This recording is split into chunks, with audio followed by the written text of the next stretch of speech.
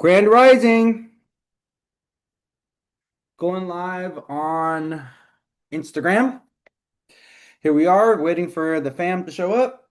I got my iPad ready just in case my comments disappear. Let's see. Grand Rising, what's up, everybody? We're going to be talking about the astrology of the week coming up. Hope you are all doing amazing. Let me go ahead and light this little tea light. Let's get this going. Got my pot of tea ready for our morning together. Good morning, everybody. Welcome. Thank you guys for being here. Let me wave at everybody as they're coming in. Really excited to talk about the stars this week. Let me wave. Hello, hello, hello, hello. Welcome, welcome, welcome. Let's go ahead and pull up the chart. How's everybody doing? We have Mercury coming out of retrograde this week. We have Saturn coming out of retrograde this week. He's been retrograde for the last like 4 months, roughly. How was your Mercury retrograde? Was it interesting? Was it fascinating? Was it eventful? Let's see what's on the rising right now. Oh, we got Libra on the rising. Oh, well, maybe I should have started this at 12 o'clock. Oh, lordy, lordy, lordy. Wait, hold on. Let me go back. Let me go to. Oh no, we got Capricorn on the rising. We're good. We're good. We're good. We're good. We're good. Everything's fine, everybody. Everything's fine. We got Libra on the, we got Capricorn on the rising. Everything's fine.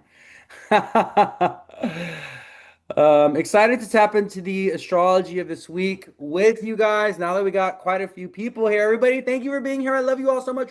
Mwah, mwah, mwah, besitos. We got what, 8 more days left of November, and then we are in the last month of the year of 2025. We're wrapping up 2025.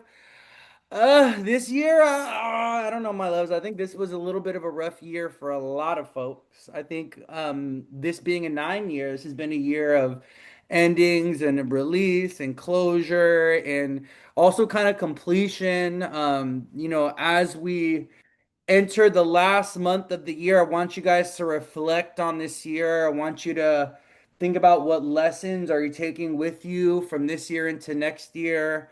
Also, what are you not taking with you and leaving behind in 2025, right? What are you leaving behind in 2025 and not taking with you into 2026, right? As we come to the close of this 9 year, and also when we're talking about the number nine, we're talking about endings, right? And purging and release, but we're also talking about closure and transformation. We're also talking about, you know what?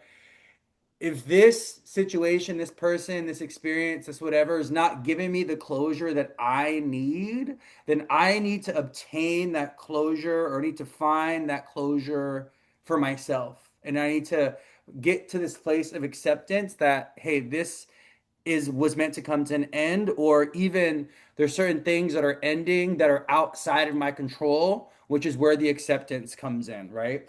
I also think that just energetically speaking, this is kind of talking about Saturn in Pisces and Saturn retrograding back into Pisces, right? Saturn's going direct this week. And this is going to be his last direct in Pisces for the next 30 years. He's not going to be back in Pisces for the next 30 years as he completes his last few degrees, the next 3 4 months. He's wrapping up his transit in Pisces, and he's not going to be in Pisces again for another 30 years. So, and with Saturn in Pisces, and this being a 9 year, there's a lot about endings and grief and closure. Like Pisces is the last sign of the zodiac. Pisces is 12th house energy. And when we're talking about 12th house energy, we're talking about the sign of Pisces. We're talking about grief and sadness. And we're talking about delusion being like delusional bubbles being popped and like the gravity and the truth of reality hitting us and us being like, wait a minute, like this is the truth of where I've been. This is the truth of my experience. This is, how I really feel about my grief and about the loss, right? There's been a lot of emotional, heavy emotional energy in the air. Neptune, Saturn, North Node, right? Neptune and Saturn retrograded back into Pisces Neptune retrograded back into Pisces. Jupiter's in Cancer. We had Mercury retrograded back into Scorpio. We have Venus in Scorpio this week. We have Venus forming this grand trine with Saturn and Jupiter. So, all this water element energy, all the water element stuff is telling us there's something emotional that we need to detox. There's something emotional that we need to process. There's something about the past that we need to release and clear out, that we need to integrate and we need to accept. And there's also some kind of ending or endings that we need to honor and we need to pay tribute to. And we need to, have a funeral, with it in some type of way, right? And I think when I really think of Saturn trine Jupiter, right, we've had this Saturn Jupiter trine, this signature in the air for the last pretty all of November. It formed in at the end of October. And this Saturn trine Jupiter, I really think about, these planets as being these big markers of time. And and I'm doing astrological readings, the first two planets that I look at transit wise, generally for people, is where Saturn and Jupiter is at in their chart. Because Saturn and Jupiter, they have a lot to do with with timing in our life. Jupiter has these 12-year cycles of like growth and expansion, 12, 24, 36. Every 3 years, 3, 6, 9, 12, 15, 18, we're going through a Jupiter transit. We're going through a Jupiter, square, Jupiter opposition, Jupiter return, right? Saturn moves in like these 7.5, 8 year cycles, 7, 14, 20, 28, 8, 16, 24, 32, depending on where your Saturn's at. And so, I'm looking at Saturn as well. When I'm reading someone's chart, I'm looking at Saturn's placement based on their own natal Saturn, but also what Saturn's doing, by house by sign in someone's chart to kind of understand where's their suffering right now, where's their maturity at right now, where is Saturn testing them right now, to get an understanding of how Saturn is moving in their chart, right? Or and because Saturn's a good barometer if you're someone that's getting into astrology, you want to start giving readings, or not. I mean, you're someone that, let's say you're a practitioner of astrology, you want to start giving readings, or even you want to just understand astrology to kind of simple level or start using it for your own timeline. You want to get really used to looking at where Jupiter and Saturn are transiting your chart and kind of tracking your narrative, tracking your story through Jupiter and Saturn transits, right? But what's so interesting to me about when Jupiter and Saturn are trying with each other, we get this energy of ceremony and celebration and expansion and growth, which is Jupiter, and also this energy of grief and sadness and loss and constriction and delays and like letting go and like endings, which is Saturn. We get them working with one another. And one of the things one of the metaphors that came to me for Jupiter and Cancer trine Saturn and Pisces is the experience of a funeral and going to a funeral. And let me tell you why. Because so the Jupiter and Cancer piece is like, this is like grandma. It's like grandma's energy. It's like Jupiter and Cancer is like our ancestry, our family lineage, like, the grandmother or the family members that really looked out for you and that cared for you, right? That nurtured you, right? Jupiter and Cancer is like this memory or the stories that we carry of our family, of our past, of our history, right? Where Saturn in Pisces is kind of like the ending or the tragedy or the loss or the death of that grandmother, right? And so when I'm thinking of what I'm thinking of metaphorically with Saturn trine Jupiter is I'm thinking of the ceremony and the celebration, which is Jupiter in Cancer, of the end of life, Saturn in Pisces. And like us attending this funeral where we are, it feels good because, she's lived a full, happy life. You know what I mean? She was a great woman. She really cared for the family. She was the family matriarch, right? But then also this kind of grief and this sadness that comes with this acknowledgement that, you know what? This generation, that grandmother, her passing is the end of this generation, and we're moving on to the next generation of family leadership. Like, who's going to be the next matriarch to be promoted in the family? Like, we're moving on to this next timeline where the passing of that one grandmother and her funeral, right, is this big marker and this big transition point of the family narrative or the family story overall. That's what Saturn and Jupiter, that's the metaphor that I got with the Saturn Jupiter trine, right? So if we're kind of applying this to our own life, or even we're applying this collectively, this Saturn Jupiter trine, I want you to kind of think about this idea that there's something that we're holding a funeral for. There's something that's transitioning timeline wise that's coming to a close with our narrative with family in the past and our heritage and our history and our upbringing and our relationship with our mother and what we experienced in the past and how we need to like have a funeral with it. We need to like have acceptance. We need to find closure. We need to grieve. We need to kind of be in the space of realizing like, you know what? This is the end. This is the funeral. This is the transition point. This is the exit point. This is the ending point, right? And it's it's sad, but it's also hopeful. It's also part of understanding the transition of life. Like life comes and life goes, right? And that's what I really do think that the water signs being connected to houses 4, 8, and 12, the water signs being, the signs of our emotional experience of life, right? I think the water signs in this Grand Water Trine energy, even though it seems like it should be positive, it feels like it should be positive. It's actually been kind of heavy. It's actually been kind of sad. It's actually been kind of full of grief and full of closure and full of loss and full of acceptance in a lot of ways, right?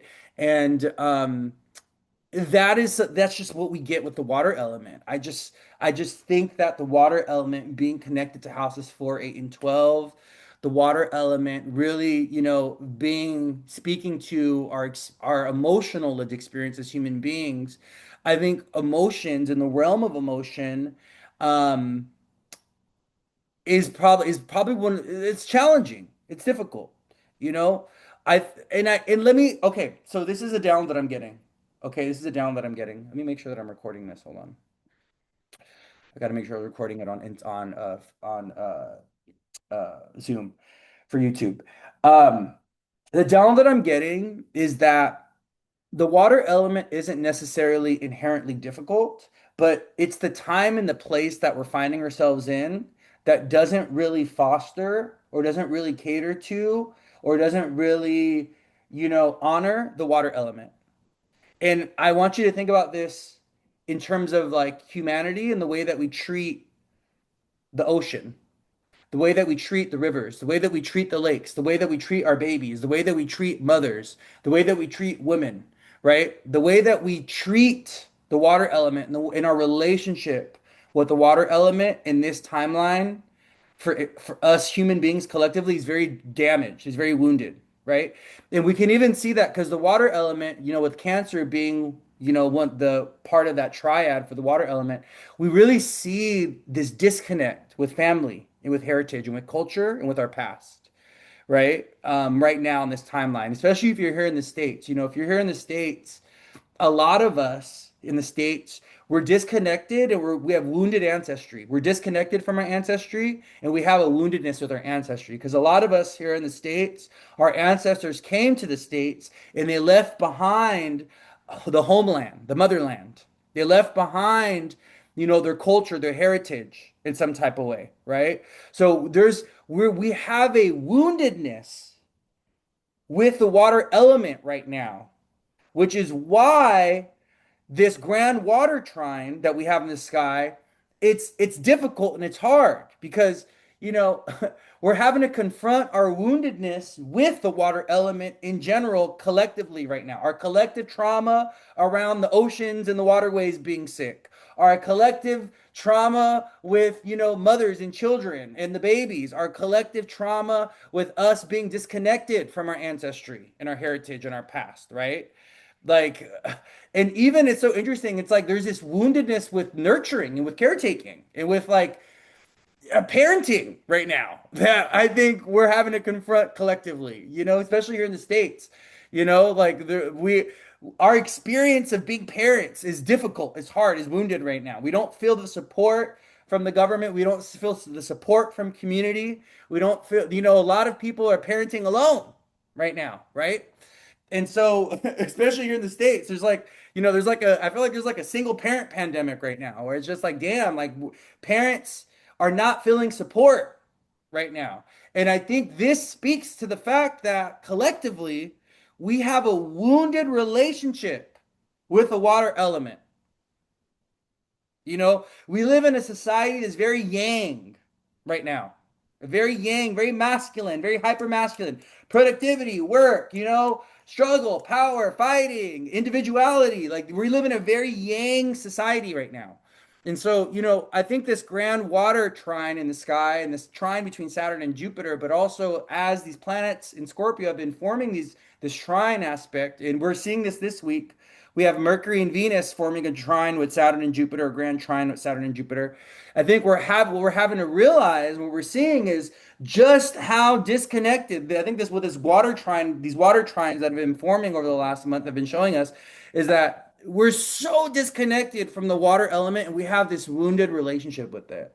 And we need to reconnect to our intuition. We need to reconnect to family. We need to reconnect to ancestry. We need to reconnect to our emotions. We need to reconnect to, selflessness and love and compassion and giving and support and vulnerability and, taking care of each other. Like, that's what this water trine wants to remind us, that's what, especially the trine between Saturn and Jupiter.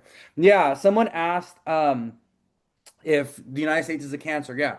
The United States is a Cancer stellium. The United States has like I think they have Sun, Venus, Jupiter, Mercury, all in Cancer. But the United States is a Cancer stellium. But the issue with the United States is that they're an eighth house Cancer stellium.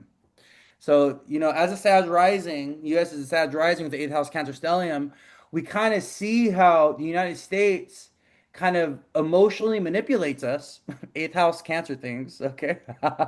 Emotionally manipulates us and kind of traumatizes the family heritage. I want you guys to think about this. Like, think about, if you think about, the history of slavery, if you think about, you know, uh, the missionaries, taking Indians, taking Indian children and putting them into, what are those boarding schools, right? If you think about it, the United States has a cultural history of traumatizing families and disconnecting us from our family. Like the United States, with an eighth house Cancer stellium and a Sag rising and an Aquarius moon, the United States is an Aquarius moon. Their goal, their strategy has always been to disconnect us from our culture and our history and our past and our ancestry and to try to convince us that we are American, right? So the United States tries to rebrand. It's like what the United States has been doing is trying to rebrand us culturally, identity wise, ancestrally, right? You're not a Mexican, you're an American, you know? You're not African, you're an American. You're not Latino, you're an American. You're not Filipino or Asian, you're an American, And like it's weird because like if you are in the United States is just a weird place identity wise and culturally, right? But if you are a person of color and you are in the United States, it's weird because it's like we feel like we have to pick and choose our identities.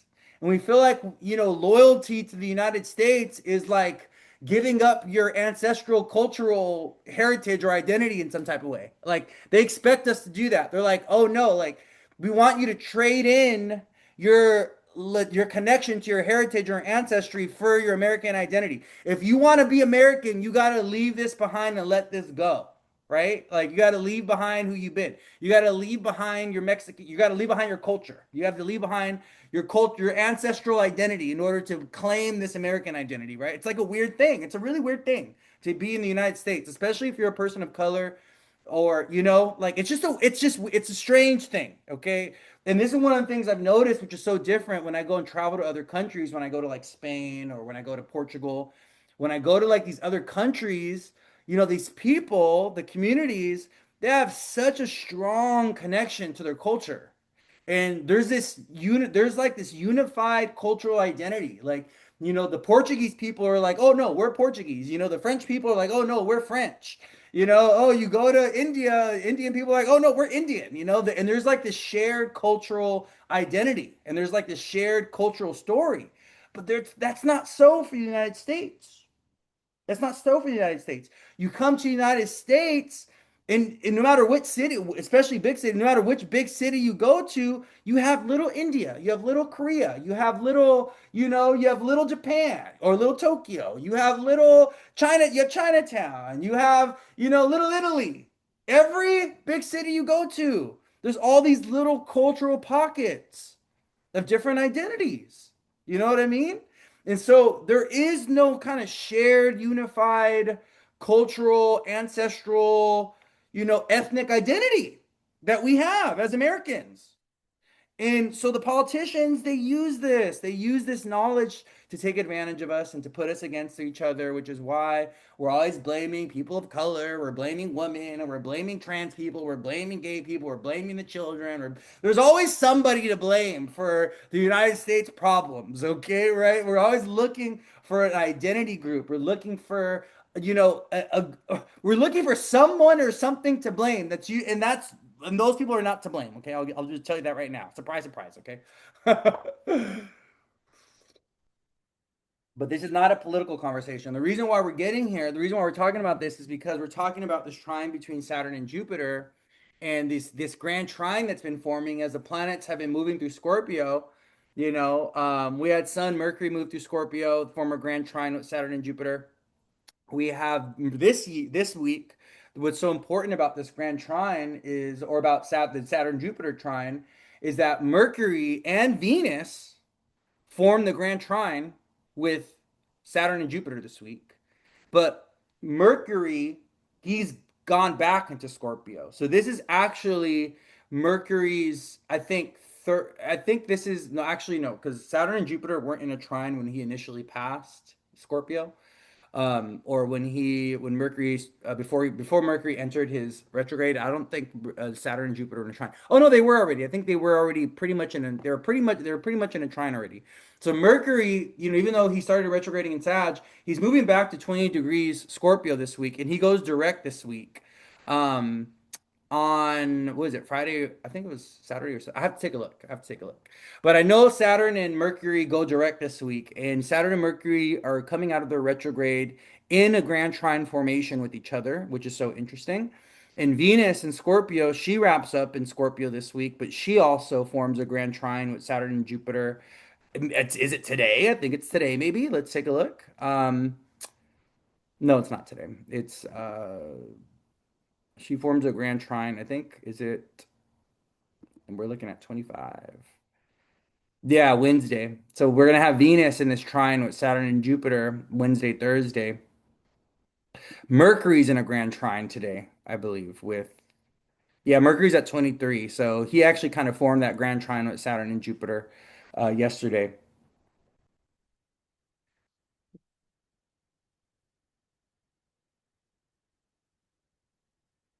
As an indigenous woman, we stick to our culture. No honey, not over here. Colonization, yes.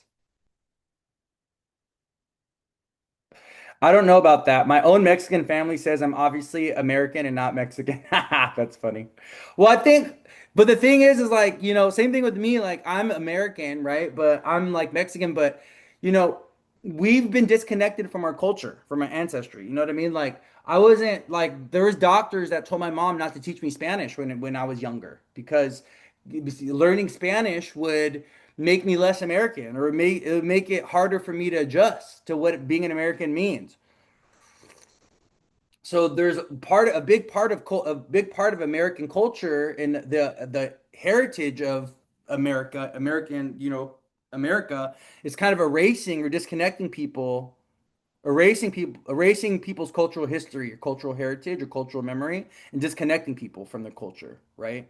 That's like a big part of what the United States does. You know what I mean? It's like we're gonna take you over, we're gonna bring you, we're gonna accept you, you're gonna you can become an American, but you also in some ways there's this expectation for you to kind of forego your previous cultural attachment. It's kind of crazy, but it's true. So okay, let's get into the straw. Okay, how has it been 20 minutes? Like, what have I been talking about for 20 minutes? Like, how has it been 20 minutes? I'm so confused. Okay, so let me do something really quick. Okay, so the moon's opposite Jupiter today. We love that. The moon's in Capricorn. Let me do something really quick. Hold on, my loves. Okay, so we have our new moon square on Wednesday. Wednesday, Thursday. So the moon's gonna be in Aquarius. Wednesday, Thursday, we have our new moon square. Venus forms a grand trine with Saturn and Jupiter. Wednesday, Thursday. Um,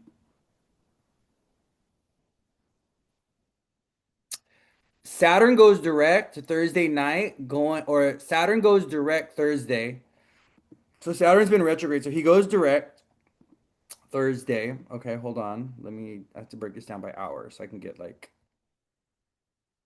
and then, and then Mercury goes direct on Friday, I believe. Let me just double check.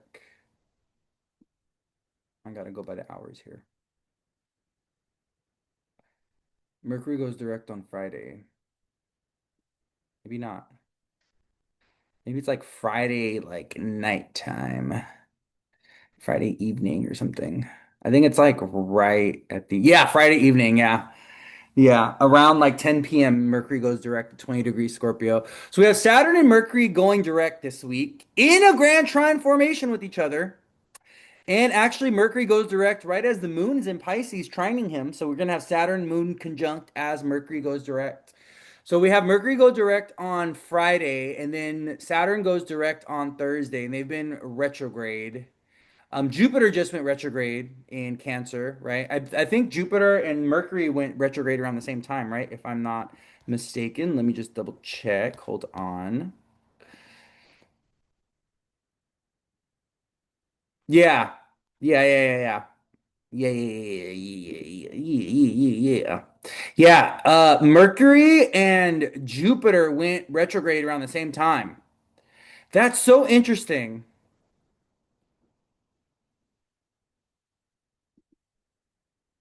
That is actually super interesting. Yeah. November 10th, Mercury went retrograde. And then Jupiter went retrograde on November 12th. Okay, there's a few things that I want to share. I want to talk about this before we dive into the astrology of the week ahead. Okay. Someone said they wanted to put me in special classes in school because I spoke Spanglish, Spanish, English, but I spoke just fine. My parents told me no Spanish at school, just at home. Yeah. And Jupiter was expositing to Mercury. Yes.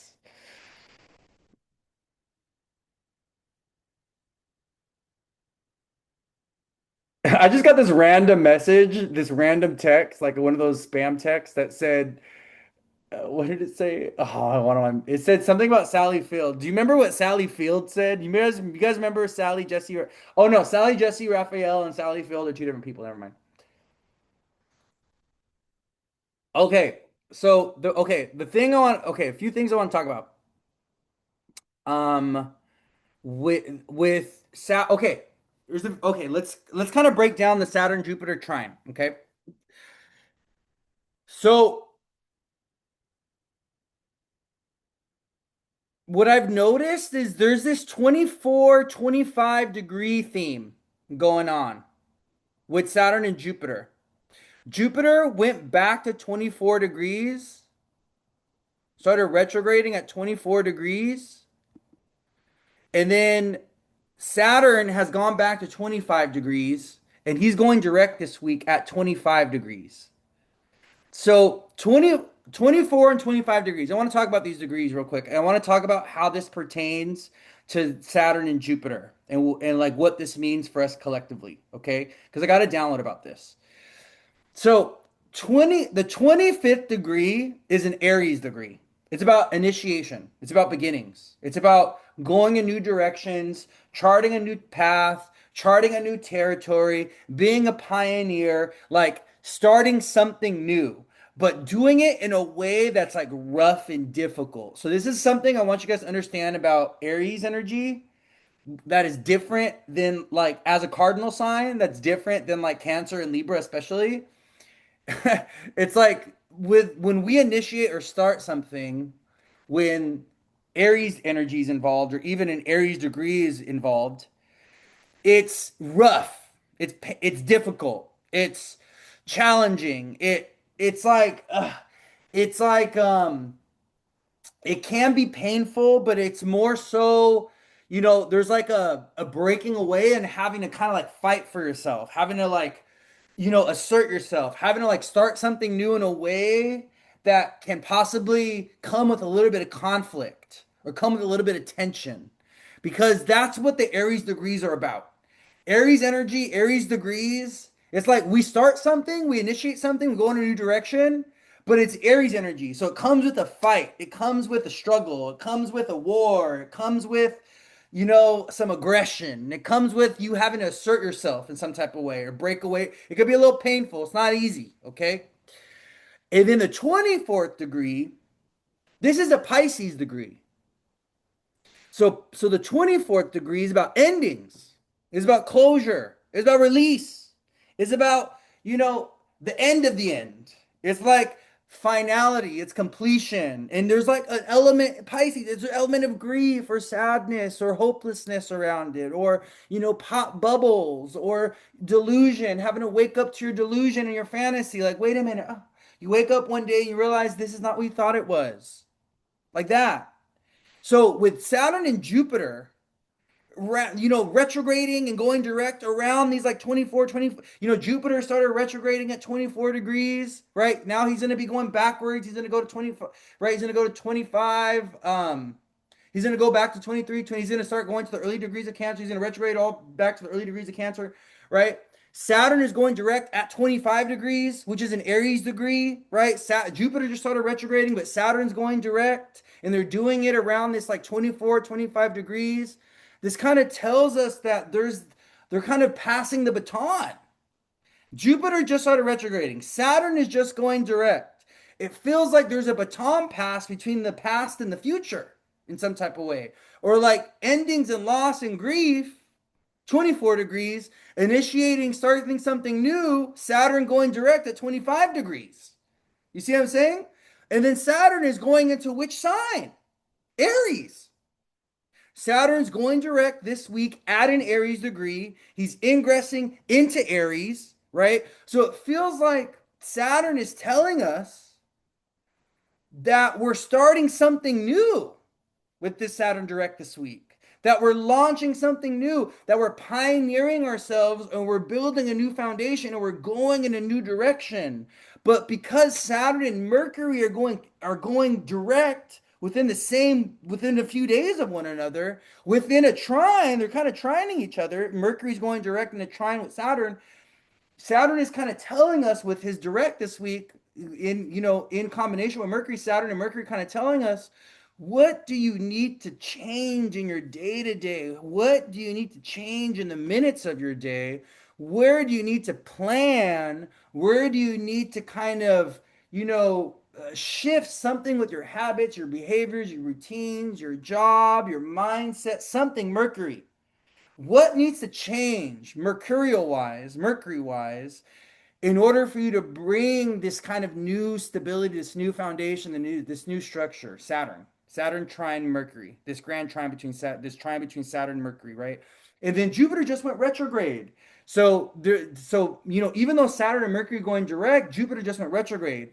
So there's something about, we have to get clear with the vision, or even the vision, the dream that we got to reflect on. Jupiter retrograde in Cancer, the past, the history, the heritage, our narratives, our stories, whatever. There's something that we got to release. There's something that we got to detach from. There's something that we got to clear out. There's something that we got to transmute, so we can really give ourselves the confidence and the clarity to like move forward, or initiate something new or begin something new. And that's what I really feel Saturn going direct at 25 degrees this week is about. I really feel like, there's like, it's like we're building a new reality. There's a new foundation. There's a new story. There's a new possible, because, Saturn and Mercury, these are planets that have a lot to do with business and with work and with career and with our jobs and with our routines and with structure. Um, there's something around like the Saturn direct, Saturn Mercury direct, like going in possibly a new career direction or like going in a new work direction or even thinking about how you want your day to day to look different in some type of way, there's like a big change, there's a big pivot point or something, right? But we have to also find acceptance and closure with things. I really do think that this Saturn direct and Saturn leaving Pisces finally, thank God, is about closure and completion with a lot of things. I just really feel this collectively. I think, we're moving, we have to accept the fact that, and the truth that there's a certain timeline that's coming to a close, that's coming to an end, and we need to like hold space for that. We need to like grieve it. We need to mourn it, and we need to be excited for the future and what's to come. We don't want to be too attached to the past. There's a lot of nostalgic energy in the air right now. This energy, Saturn in Pisces, Jupiter in Cancer, Mercury, Venus, and Scorpio is very nostalgic. It's very longing. It's like, oh, I miss this, and the good old days, and oh, what we used to be. And do you remember when we first met on the park on that bench and blah blah blah blah? Baby, it's 2025. Okay, that was 30 years ago, 20 years ago. Okay, that man that you met on the bench 30, 20 years ago, he ain't the same man. Okay, that ain't the same man. Okay, that kind of romanticization, that nostalgia, that kind of like longing, that's okay, that's fine, but baby, we can't be delusional about that. We also need to be realistic and practical. We also need to be grounded in truth and reality. And so there's this energy of like, we can't be too attached or too emotionally invested into the past, and we can't be all in this like dreamy, nostalgic. That's beautiful, that's fine, that's okay, but baby, where are we going? What are we doing? What are we building towards?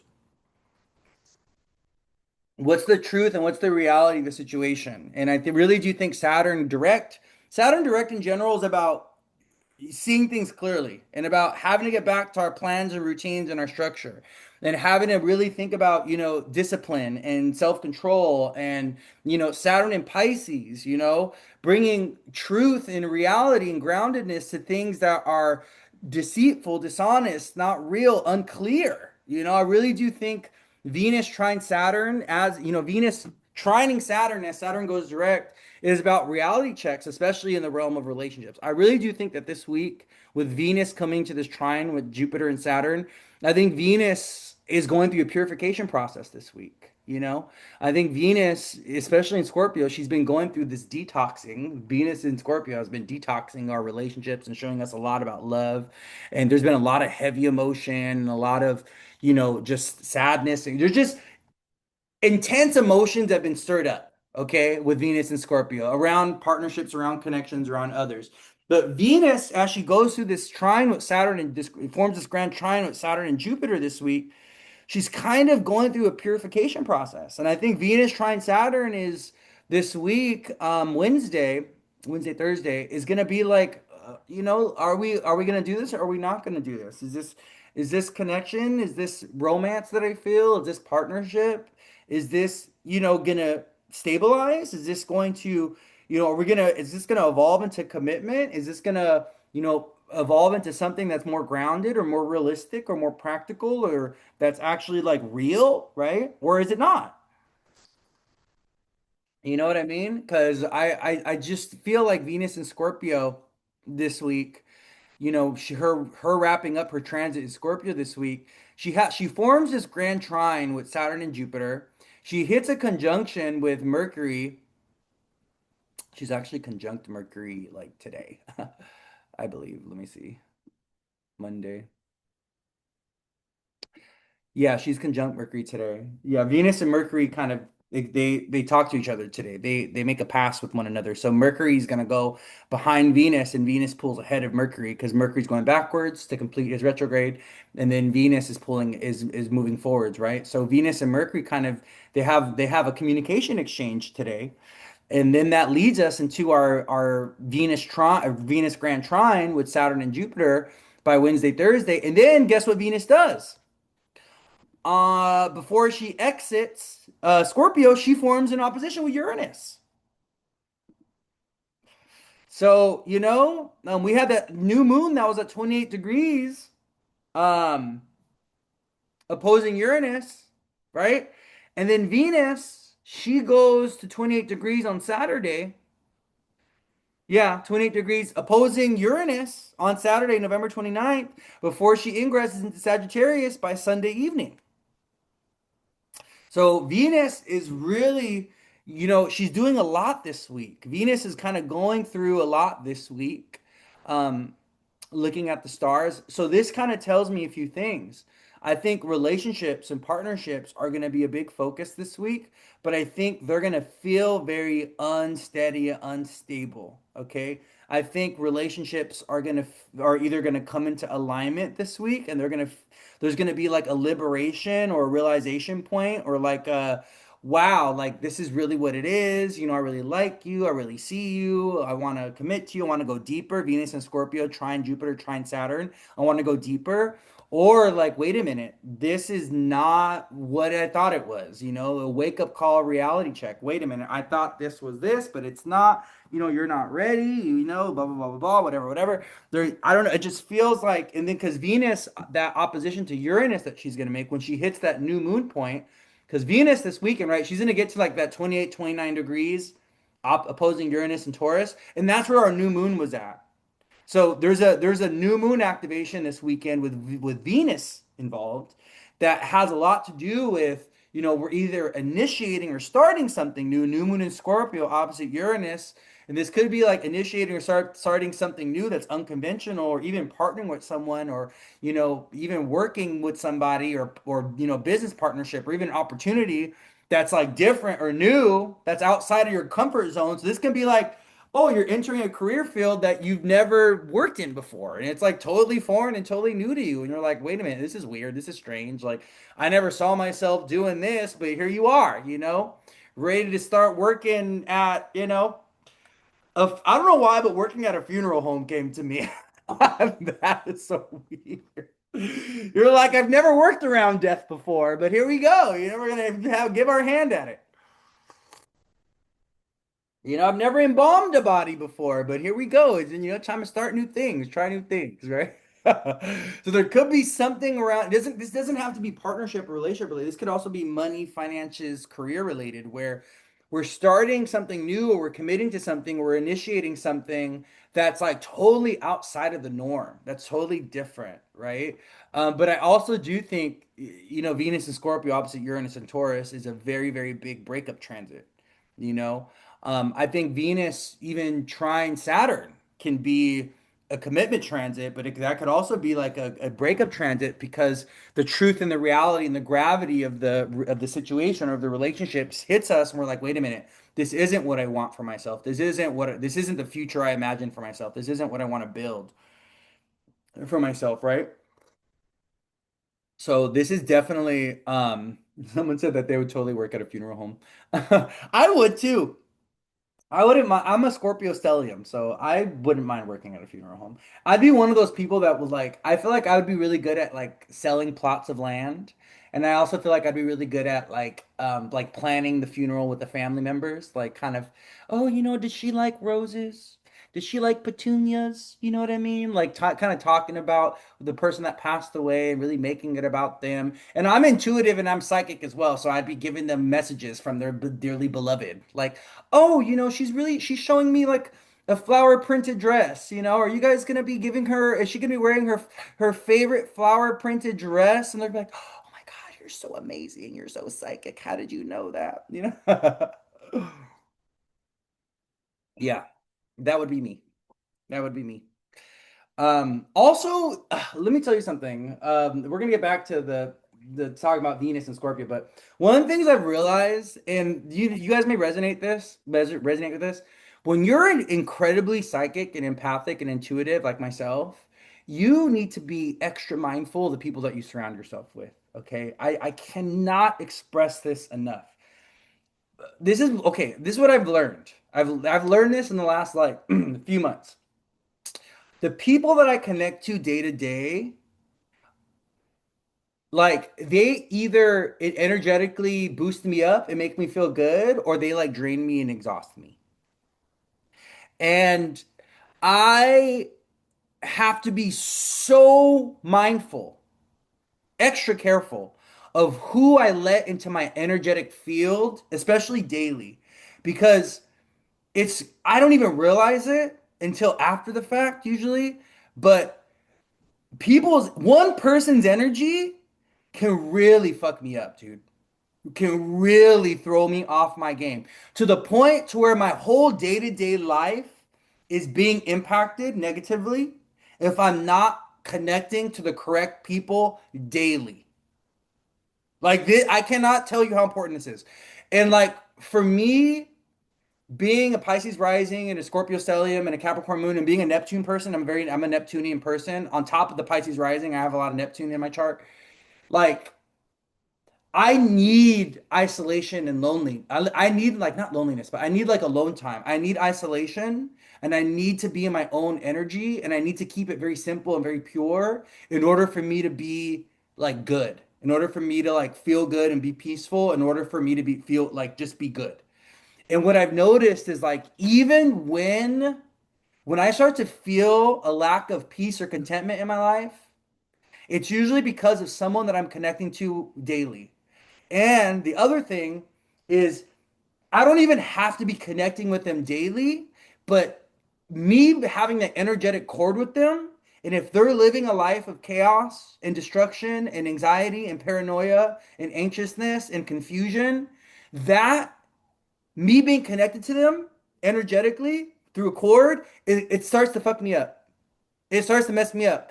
And I start because I'm so empathic and so sensitive and so psychic and so intuitive that I energetically start to like pick up on that. And it's my Pisces rising Neptune thing. And I start to confuse that with my own energy. And I'm like, wait a minute. Why am I starting to feel this way? Why am I starting to act this way? Why am I starting to do these things that have absolutely nothing to do with me? And every time when I go back and take a look, when I detach and take a look at everything, it's always someone's energy that's influencing me or hitting me or impacting me that I'm connected to daily. And I cannot express how important it is if you are walk, especially if you're walking a spiritual path or if you're like a psychic intuitive person, okay? How important it is that you surround yourself with people that are good, positive energy, that bring good positive energy into your life. I I'm a one person will fuck you up. I listen, my loves. I cannot express this enough. This has been a recurring lesson for me. You know, it if you connect to people that lack peace in your life, their lack of peace will spill over into your life at some point. It will. Especially if you connect to these people day to day or if you keep them in your environment.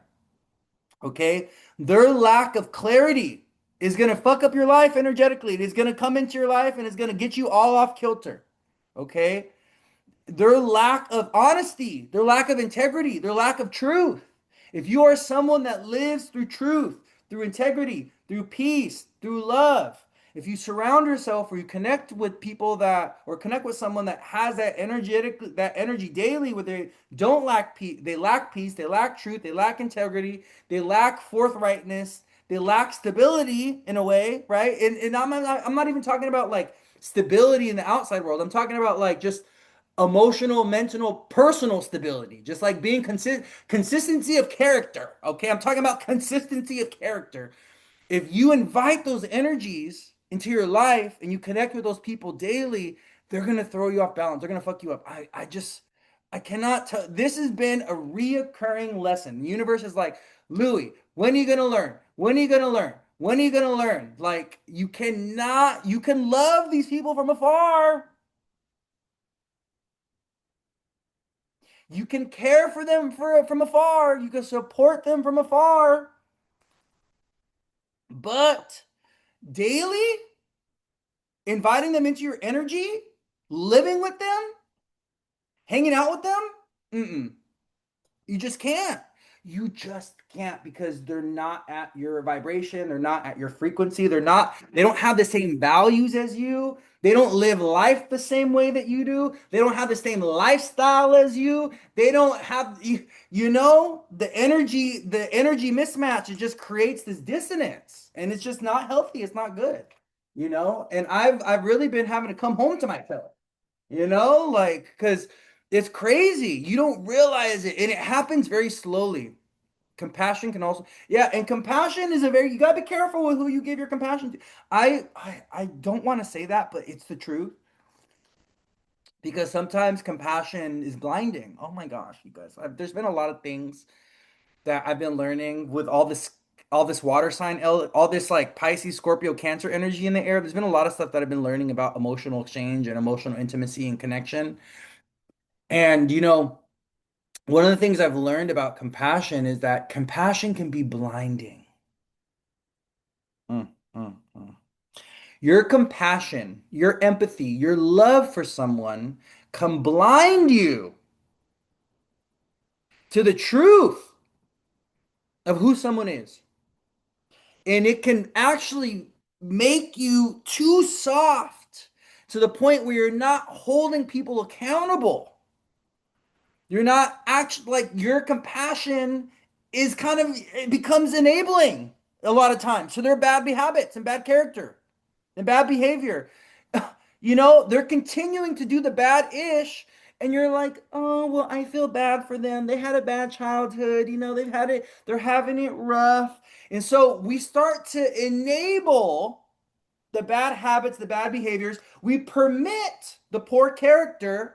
We permit, the poor, way they're treating us, whatever, because we feel bad for them. And that's when your empathy becomes sympathy. And then that's when you start enabling their victim habit, their victim mentality. And that's when you start permitting the bad behavior. Oh, they're just treating me this way because their mom wasn't there. But that doesn't make it okay. You're an adult now. Grow up. It's time to learn. It's time to evolve. It's time to do better. We're not children anymore. Okay? We're adults. You're a grown ass woman or a man. You're too old to be acting this way and treating people this way. So we got to be mindful of our compassion and our empathy and our love for people because that compassion and that empathy and that love can blind you. It can also kind of be a way where you end up kind of self-sabotaging or you end up enabling, and you cannot do that. You cannot. It's just, I've had to learn this recently. This has been a big lesson for me recently because, like, uh, yeah, I'm just gonna leave it at that. I was getting into story time, but no, we're gonna plead the fifth on that one. What is it? We're gonna redact the record. Okay, this has been redacted. Let the record show a strike through. Okay. The record's being redacted, okay? That's me right there. I feel that's like that's so funny. That's really funny. We're redacting the record with that one. Anyways, okay, let's go on. So yeah, with Venus trine Saturn, Venus trine Jupiter this week, Venus trine Saturn going direct. I think what's really important about our relationships is boundaries, energetic boundaries. Venus trine Saturn, Venus, the planet of love, romance, the planet of connection, Venus in Scorpio, emotional intimacy, transformation of a relationship, releasing the resentment, releasing the betrayal, releasing the mistrust. Venus trine Saturn. Is this relationship stable? Is this person trustworthy? Do they honor my emotional boundaries? Do we have shared values? Do we want the same things? Are we building towards the same future? You know what I mean? I always think of this is one of the things you guys will hear me preach this from the top of the church steeple every day. Okay, you always does this relationship have a direction? Where is this relationship going? What are we building towards? I always talk about the chariot card for when I talk about relationships and how the chariot card comes up for me in readings, when especially love readings. The chariot card always comes out when it comes out upright. It's like this relationship is going places. This relationship has goals. This relationship, we're both in the we have a clear pathway. We have a clear direct. We have a map of where we're going and where this relationship is going. When the chariot card comes out in reverse, during a relationship reading for me. This relationship has no fucking direction. We're not going anywhere. We both want different things. We're both going in different directions. One person is trying to drive the relationship over here. The other person is trying to drive the relationship off the edge. You know what I mean? There's directionless, right? So I think with Venus trine Saturn this week, and also Venus trine Jupiter, it's like, is this marriage material? Does this person bring abundance into my life? Do they bring clarity into my life? Do I feel joyful with this person? Does this person bring excitement? Does my mom, Jupiter and Cancer, trine Venus and Scorpio, does my family like them? Does my mom approve of this man? Does my dad or mom approve of this woman? Right? Do they get along with my family? Right? Do they fit in with my narrative, with my story, with my lived experience? Right? Can you see yourself merging with these people, right? And what does merging look like? Because that's what Venus and Scorpio trine Saturn and trine Jupiter is about. It's like, can I merge with this person? Can we build a family together? Can we buy a house together? And if we don't have that clarity, if we don't have that sureness, if we don't have that consistency, stability, if we don't have that vision, Venus trine Jupiter, we don't have the vision and the dream, if we're not seeing the chariot upright in our own experience, in our own, and this doesn't have to be about romantic relationships. This can be with friendships. This can be with a business partner, right? This doesn't have to be just about romance. This can even be about a workplace. You're like seeing yourself at the workplace and you just don't see the vision. You don't see yourself there in the future. Where's the pivot, right? What do we have to do? How do we have to restructure things? How do we have to reformat things? And what are we taking with us? And I really do feel like, Saturn Mercury direct in combination with this Venus, right? Saturn going direct in combination with Venus when a trine of Venus. Mercury going direct right as he passes Venus. Mercury going direct in a trine with Saturn and Jupiter. It's like, what are we taking with us into 2026?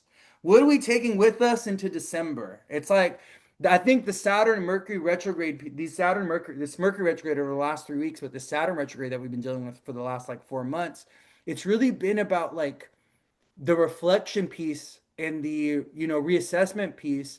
It's been about what we're leaving behind, what we're not taking with us. Maybe there's a job that's not coming with you. Maybe there's a certain narrative or certain story from your past that you tell yourself about love or about family that you're not taking with you. Maybe there's a partner or a love interest that you're not taking with you. Maybe, there's, certain grief that you're not, it's like you're done. It's like you're okay, this is the end of that grief, and I'm not taking this with me. I think, we always grieve. Grief has a way of coming back around, right? But there's some kind of acceptance, there's some kind of closure that we're reaching with this Saturn Mercury direct this week. And I think we need to really hold space for the exiting, whatever's exiting, whatever we're moving away from, and things like this. And also, I don't know, with Venus coming to this opposition with Uranus this weekend, and with this new moon cycle that we're in that was opposite Uranus, what do you just need to liberate yourself and break away from? What do you just need to free yourself from? Like, what is it that makes you feel trapped? Like, what are certain things in your life that is making you feel trapped, right? I know for a lot of people right now, it's a money thing. Right now, it's a money thing. It's like the lack of resources, the lack of money is creating a lot of instability, or it's creating a lot of delays, or there's certain goals or plans that people have, but there's like not enough resources. There's not enough money, okay? And what I would say to that is get creative and get expansive and get curious, okay? The way that we're creating wealth in the future, and the future is now, by the way, is going to be very different. We're not creating wealth just by going to jobs anymore. Really tapping into your creativity, tapping into your genius, tapping into your skill set, cultivating your personality, cultivating your creativity, cultivating your intuition, cultivating these different aspects of you. That's where you can find some gold. And I just really want everyone to kind of lean into this this idea that, I am a creative person. I am talented. I am gifted. I have skills that are valuable. I have skills, I have talents, I have interests, I have passions that people want to give me resources for, that people want to pay me for, right? And discover that, uncover that, do that kind of, self-discovery, like play a little bit, get really playful with yourself, okay? Beloveds, I just got to tell you, that's the future. The jobs are leaving. The jobs are exiting stage left. Okay, like there's not going to be that many jobs. It's just, I'm just really thinking about 2030 and beyond, and I'm just like, damn, I just feel like most people are just not working anymore. So what are they doing? What are we doing? You know, get curious, get playful, get curious, get playful. Okay. Don't let money and resources hold you back from, you know, it's just we're just in a weird place right now when it comes to the economy and career and with money and stuff. So just keep that in mind, okay? All right. So Mercury direct in Scorpio. Mercury is moving forward in Scorpio, and Mercury is making an exchange with Venus today. So Mercury's giving us some new information. Mercury direct in Scorpio is giving us information that is emotional. And, even though Mercury started retrograding in Sag, Mercury finishes his retrograde in Scorpio at 20 degrees, which is a Scorpio degree. So coming out of this Mercury retrograde for the last 3 weeks, that started off in Sag, went back into Scorpio. Okay. I want you to reflect on what new information Mercury gave you that was like emotional, because for his portion in Scorpio, but that was also about action or about vision or about ambition and about asserting your energy or about like individuation, like kind of stepping out on your own path, doing your own thing, kind of like individuation. Because why Mercury started retrograding in Sag conjunct Mars, right? So the beginning of Mercury's retrograde 3 weeks ago, he started retrograding in a conjunction with Mars and Sag.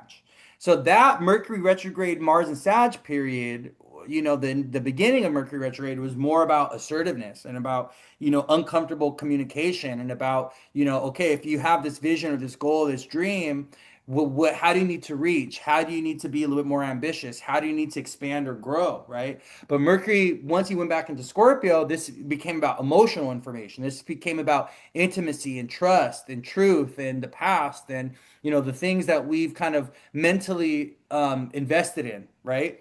And how we need to purge or transmute those things or transform those things in some type of way, right?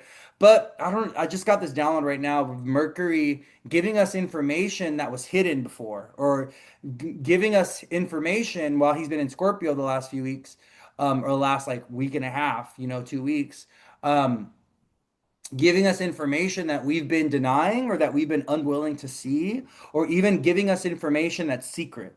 So, maybe there, hidden motives, hidden intentions. Maybe there was, and some kind of secret information that kind of bubbled up. And now that we have awareness, now that we have this new piece of information, Mercury direct in a trine with Saturn, now we could do something with it. We can make a conscientious or an informed decision or choice with this new piece of information that we've obtained from Mercury going direct in Scorpio, right? Because it feels like Mercury, especially today, tomorrow, as Mercury and Venus do this pass with each other, Mercury is giving us information about relationships, about partnerships, about money, about, investments, about connection.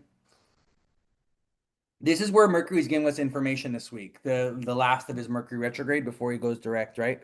We're getting information about intimacy, about trust, about, we're getting secret information, hidden information. We're getting information around, motives and intentions, and maybe even within yourself, maybe during this Mercury retrograde that started off in Sag and that's ending in Scorpio this week, maybe there's motives or intentions that you've been denying or hiding or not seeing, being clear within yourself. Maybe this Mercury retrograde that started conjunct Mars that ends in Scorpio, right? It's signed ruled by Mars, is about uncovering hidden desires. Maybe there's desires during this Mercury retrograde that you realize, like, wait a minute, actually, I thought I wanted this, but I don't want this. Or, I wasn't sure if I wanted this, but now I'm sure that I really want this. This is what I really want. This is what I really desire, right? Because when we're talking about Scorpio, we're talking about a Mercury retrograde that started with Mars conjoined Mars and Sag, we're talking about desire, we're talking about passion, we're talking about, you know, reconsidering our relationship with things, or even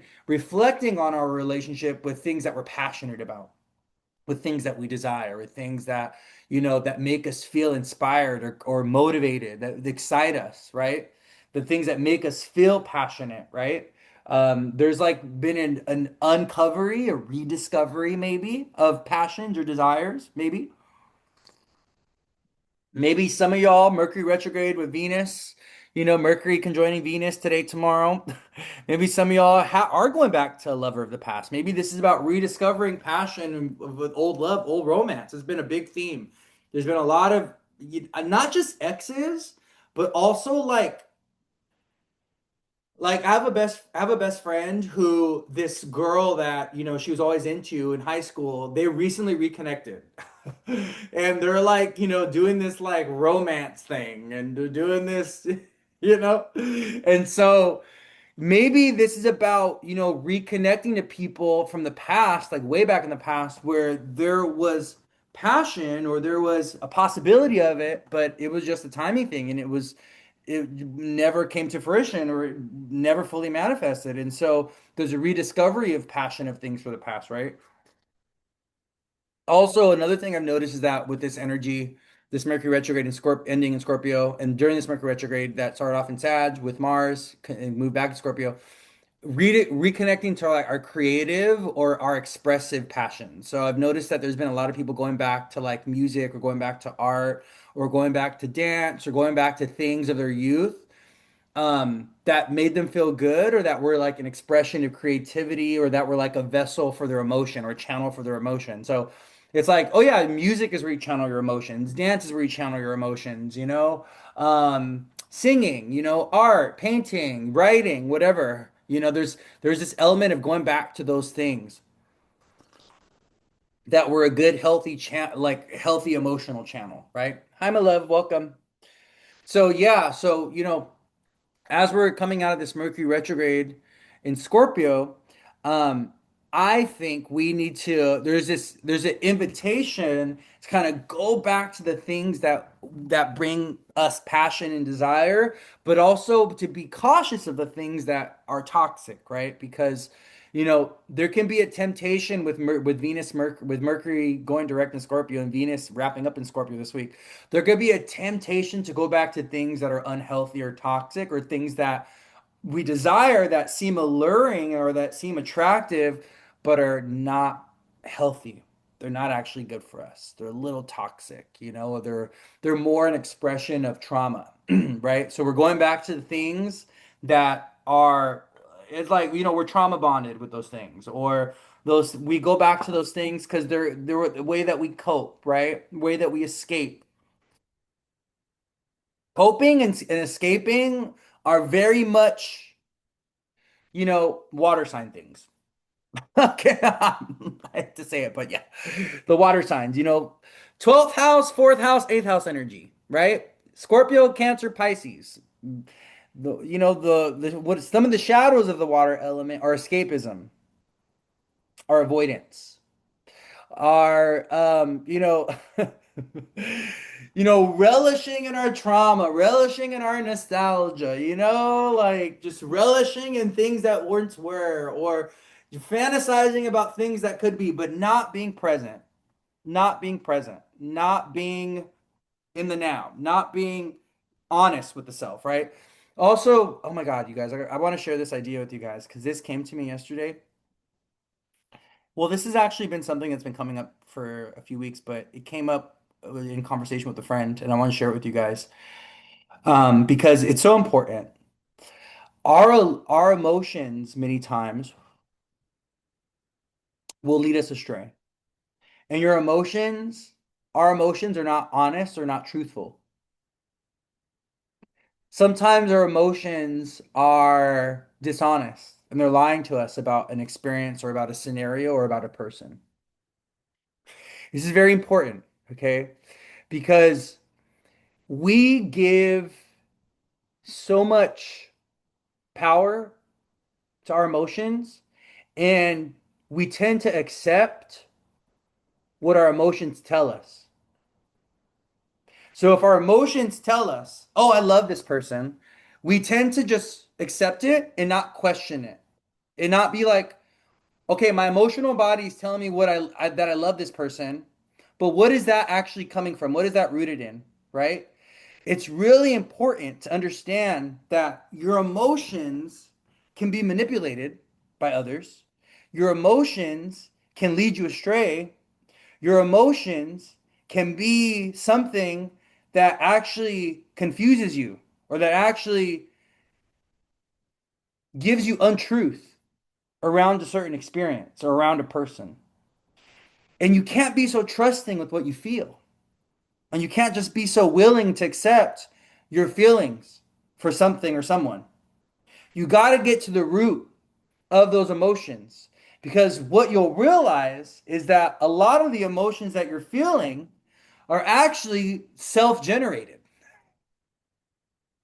They're actually things that you're feeling about yourself. They're actually things that are coming up that you have inherently within you, emotions.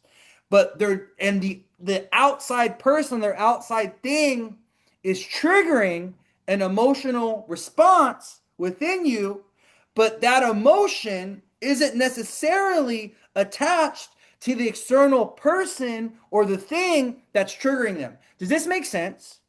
I want you guys to understand this. This is kind of this is a where this is like water sign 2 point. This is like, water element. Hold on, give me a second, y'all.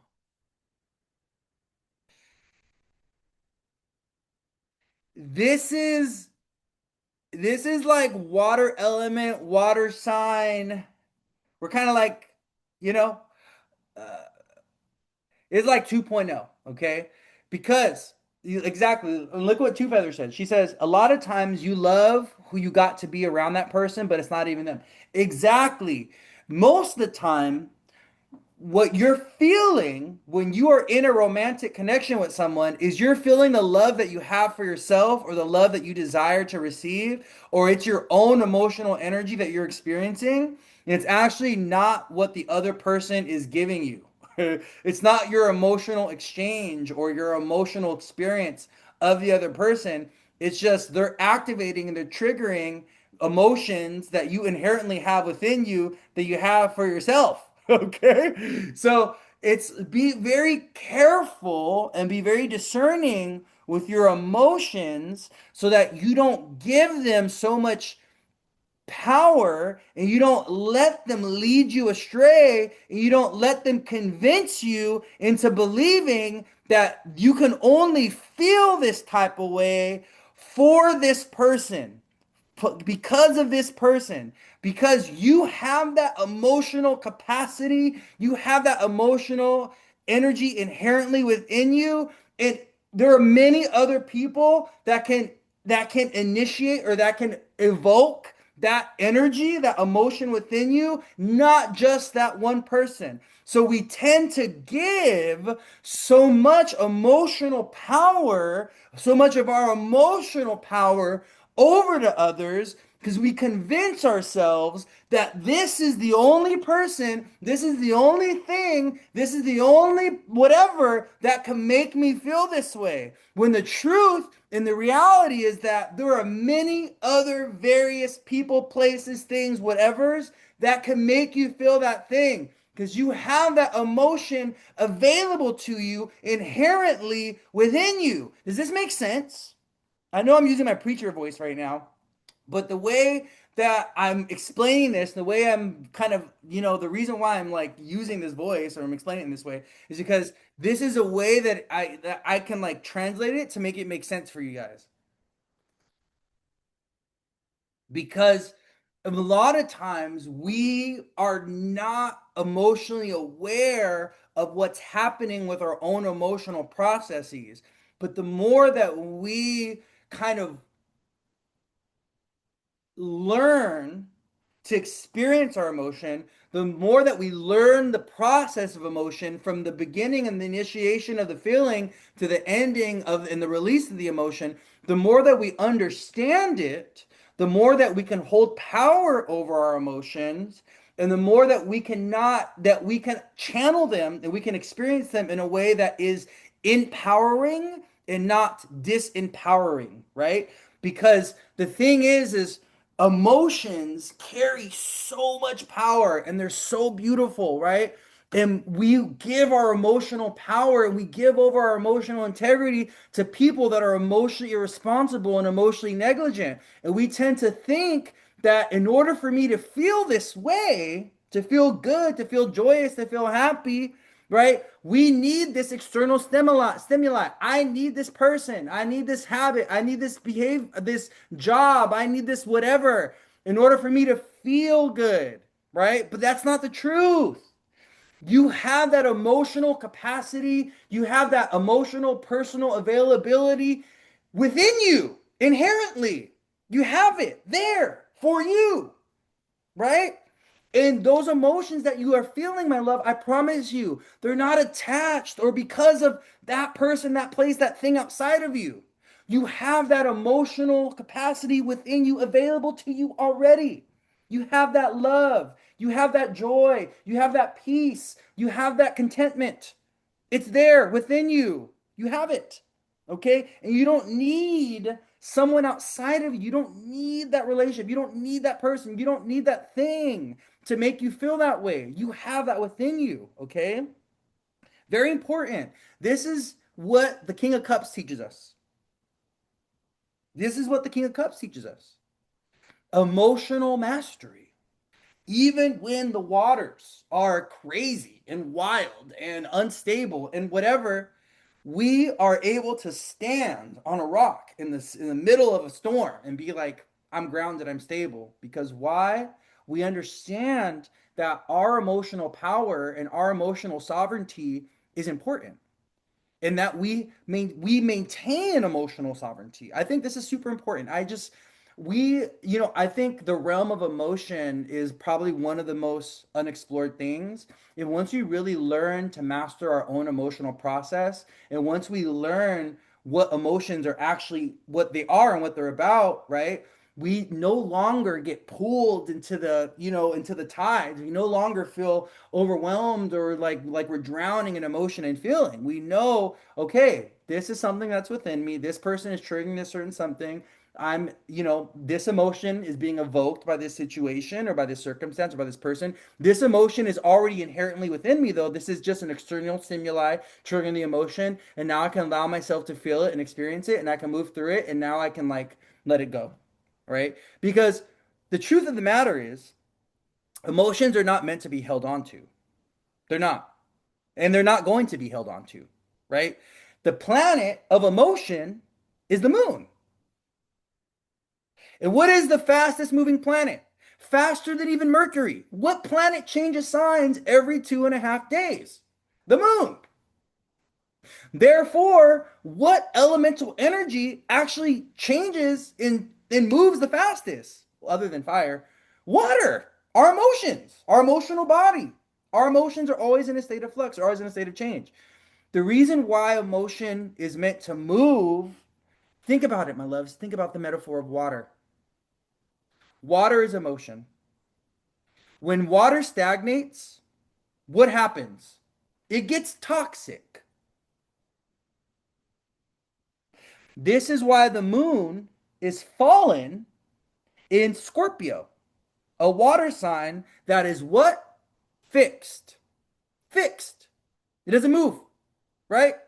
Pisces, mutable energy, Cancer, cardinal energy, movement, right? Water element needs movement. It needs to move in order to stay healthy, in order to stay good, in order to be well. So, what does this tell us? Emotionally, if we learn from nature, if we learn from the water element, our emotions gotta be in flow. They gotta be in momentum. We can't be holding on to these emotions. We can't attach ourselves to emotional experiences of the past. We can't attach ourselves to our trauma. We can't attach ourselves to our victim narrative. We can't attach ourselves to this emotional story that we have around our boyfriend betraying us or our mom not being there for us and the passing of our pet and stuff. We cannot, because when we do that, the emotions within our body stagnate and become toxic and become poison, which eventually becomes illness of the body.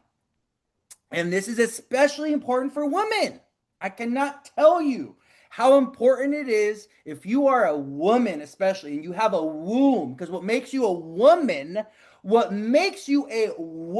is the fact that you have a womb, and the womb is ruled by what? The moon. And so, what happens when a woman holds on to emotions? She ends up getting a toxic womb. Her reproductive organs, her breasts, her stomach, her womb, her become unhealthy. The PCOS, the fibroids, the heavy bleeding, the painful cramps, the breast cancer. Where do you think all this comes from? Where do you think all this comes from? It comes from emotional stagnancy within the body, storing trauma in the body, not learning how to properly process emotionally negative experiences, okay, to release them and let them go so that we can let the body be in flow, so we can let the body detox, right? Scorpio, Venus, Mercury direct in Scorpio, Venus and Scorpio. Scorpio is the sign of detoxification, of purging, because emotions need to be purged. They need to be detoxed. They need to be released. And how many of you, for those of you that, I don't know how many of you have done detoxes or anything like this, I have, but once you do and it could be any detox. It could be a kidney detox, a liver detox, a colon detox, whatever. A blood detox, whatever. How many of you feel better? You emotionally feel better after you do a detox. Because what you're doing when you're detoxifying the body is you're actually releasing not only actual toxicity of chemicals and things like this, and like bacteria and whatever viruses, what is it? Parasites and things, whatever. But you're actually releasing stored emotional trauma in the body when you do a detox. You're releasing stored emotional trauma in the water element of your body, in the fats, in the muscles, in the tissues, in the organs. That's what you're doing. That's what you're actually doing. It's not just a physical thing, it's also an emotional thing, right? Because once we start to learn about the body, we start to understand that the physical body is connected to the spiritual body, is connected to the emotional body, is connected to the mental body. All the bodies exist simultaneously at the same time. They can't exist without one another, okay? The head cannot exist without the feet. The hands cannot exist without the heart. Therefore, all our various emotional bodies, they all come in connection, in union with one another. There's no disconnecting them. There's no being like, oh, I have my mental body and then I have my emotional body. Yes, they're separate, but they're all the same. It's very important, The reason why I'm talking about this is because we have to understand our relationship with the water element. We have to understand the power of emotion, and we got to understand how emotions are either going to heal us and help us and activate us and going to give us intuition and creativity and insight, and they're going to teach us so much about trust and love, right? Or we're going to have an unhealthy, toxic relationship with the emotional body and with our emotional experience, lived experience.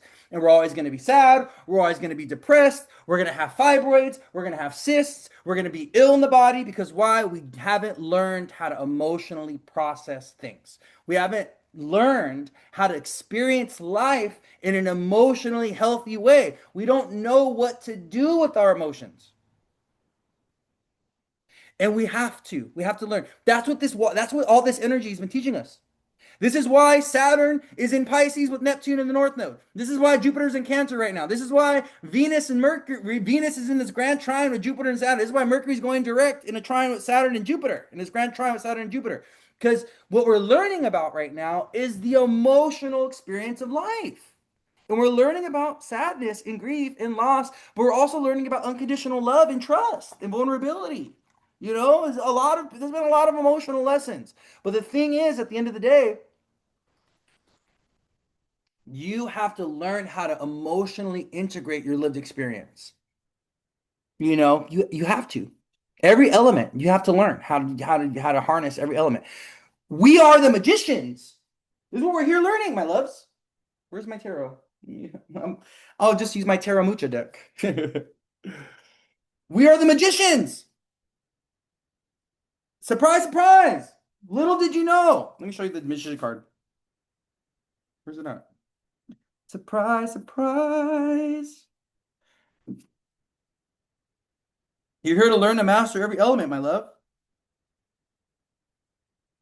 Is the magician card in here? Where's the magician? Oh my God, it's gonna take. There's a reason why I don't use this deck. Is because if there's a deck that I can't clearly see, if I look at the card and I can't tell what card it is within the first like second, I won't use the deck.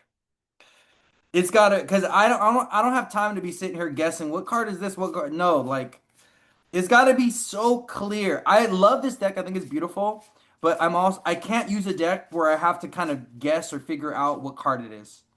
If I can't figure out what card it is within the first like second of me looking at it, if it's not self-evident, I just can't use the deck, you know? Anyways, let's get back to the topic at hand. So the other element that I find that we struggle with, that's very difficult and very hard, which we're going to be learning a lot about, is going to be the fire element. We really struggle with the fire element. What does emotionally letting go feel like? Is it simple acceptance? I think it's yes. It's not, I think acceptance is not simple. I think acceptance and closure and peace and forgiveness, because forgiveness is a way to get closure, right? Or a way of finding acceptance. I think these things are incredibly difficult. I think these things are King of Cups things. I think it's hard to emotionally let shit go. It is. If it was easier, most people or more the majority of people wouldn't be emotionally hung up on bullshit. But it's hard. Letting shit go is hard, you know, because we got to find grace. Oh my God, the word that came to me was grace. We got to find grace. We all go through very emotionally complex things in our life, right? But we got to be able to find grace with any emotional experience or anything that, especially the negative ones. We got to be able to find closure and peace and acceptance. And sometimes that does look like forgiveness, and sometimes it doesn't. You know what I mean?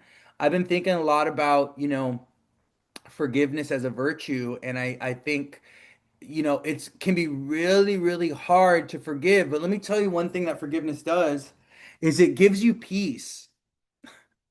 Because when you're unwilling to forgive, let's say someone hurt you, betrayed you, whatever, right? And let's say you had a horrible mom, a horrible dad, whatever, right? And you just are like, I'm never gonna forgive them.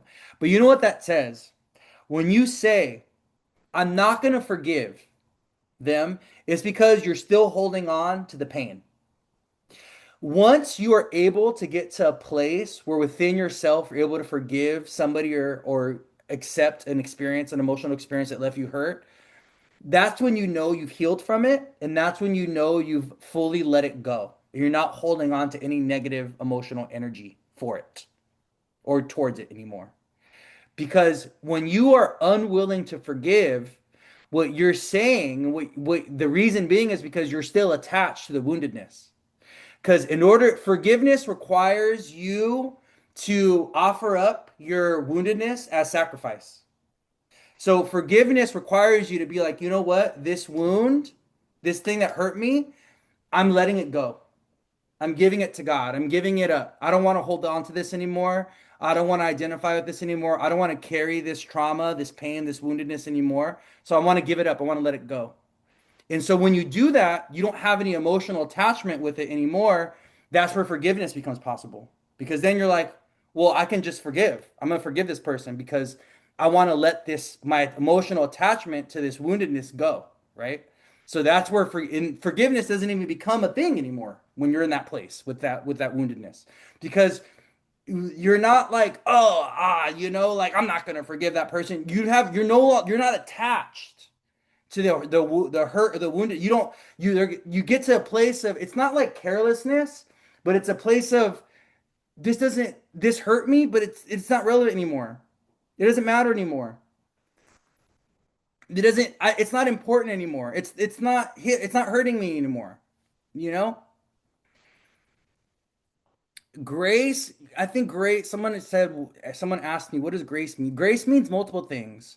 But I think grace means compassion, forgiveness, closure, release, acceptance. I think grace means a lot of things, but grace has this energy of kind of like, you know, moving things into a higher vibrational frequency in whatever way the scenario presents itself. Grace looks like a lot of different things. Grace doesn't just look like forgiveness. Sometimes grace looks like, support. Sometimes grace looks like empathy. You know what I mean? Does that make sense? Hold on. I think my chat started or stopped. You know what I mean?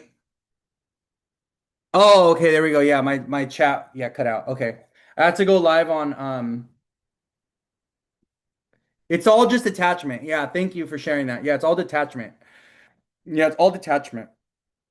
Thank you for sharing that, Meg. Detachment and boundaries. Yeah. Let me get rid of this. Yeah.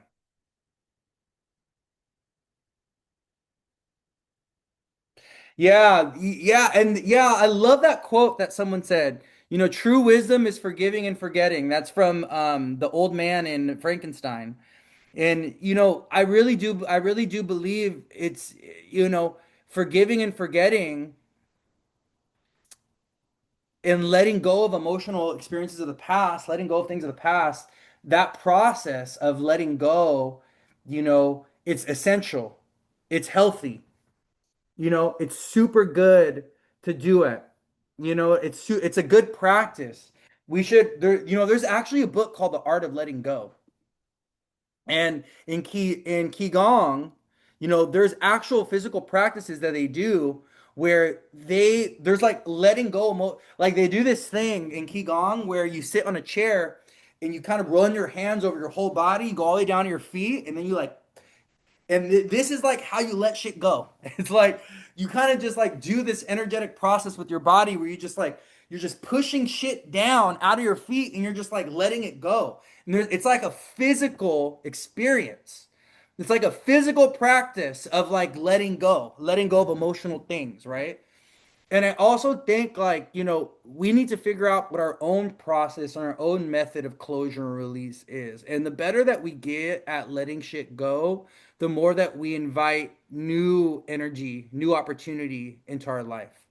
And so that's the other beautiful thing. When you get really good at detachment and the art of letting go and the art of like processing things emotionally and stuff, you get in flow with life in a different way where you start to intuitively know when it's time for something to end or when it's time to let something go. Like you'll start to recognize the signals. You'll start to see the messages from spirit or from your guides. You'll start to feel it like, all right, my time here is coming to an end. My time in this relationship is coming to an end. My time at this job is coming to an end. You'll be, and that it won't scare you. It won't be a fearful thing. It won't be something that is like sad and it becomes something that's like, okay, this is part of life. Life is always coming and life is always going. It's the tide, it's the ebb and flow of life. It's like sometimes the tide comes in and sometimes the tide comes out, and that's just what it is, right? And so when you really, really get in right relationship with the water element, and when you start to learn how to detach and emotionally process things, you start to learn how to find closure and you start to learn how to find grace, you get into alignment with life in a way that is beautiful. And you're in a way where there's like you start to just understand that things are always coming and going. It's the nature of life. Look what nature teaches us so much. Just look to nature. Jesus said it. Jesus said, look to the birds, look to the trees, look to the clouds to learn about life. They're going to teach you everything you need to know.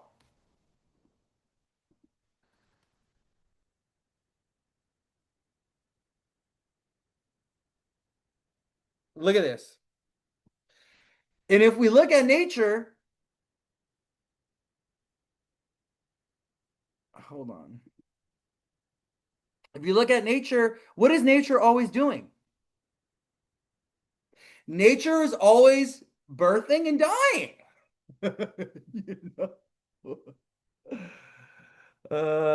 You know? We go through, we have summer, we have spring and summer where there's life, and then we have, fall and winter where there's death. And it's part of life. It's just part of this process. Okay, let's get back to the astrology the week ahead because I don't know, all of a sudden I'm preaching. Where's the rising at? Let's see where the rising's at. The rising must be in, let's see, hold on. Oh, the rising just went into Aquarius actually. Oh, my 12th house. Oh, Mercury and Venus are at 22 degrees right now. Oh my gosh. Right on my Venus. We have Mercury and Venus conjunct at 22 degrees Scorpio right now at this exact moment. We have 29-degree MC in Scorpio, which is my ninth house. It's so I just love astrology. I love how astrology is just like so in alignment with like our lived experience. It's such a cool thing.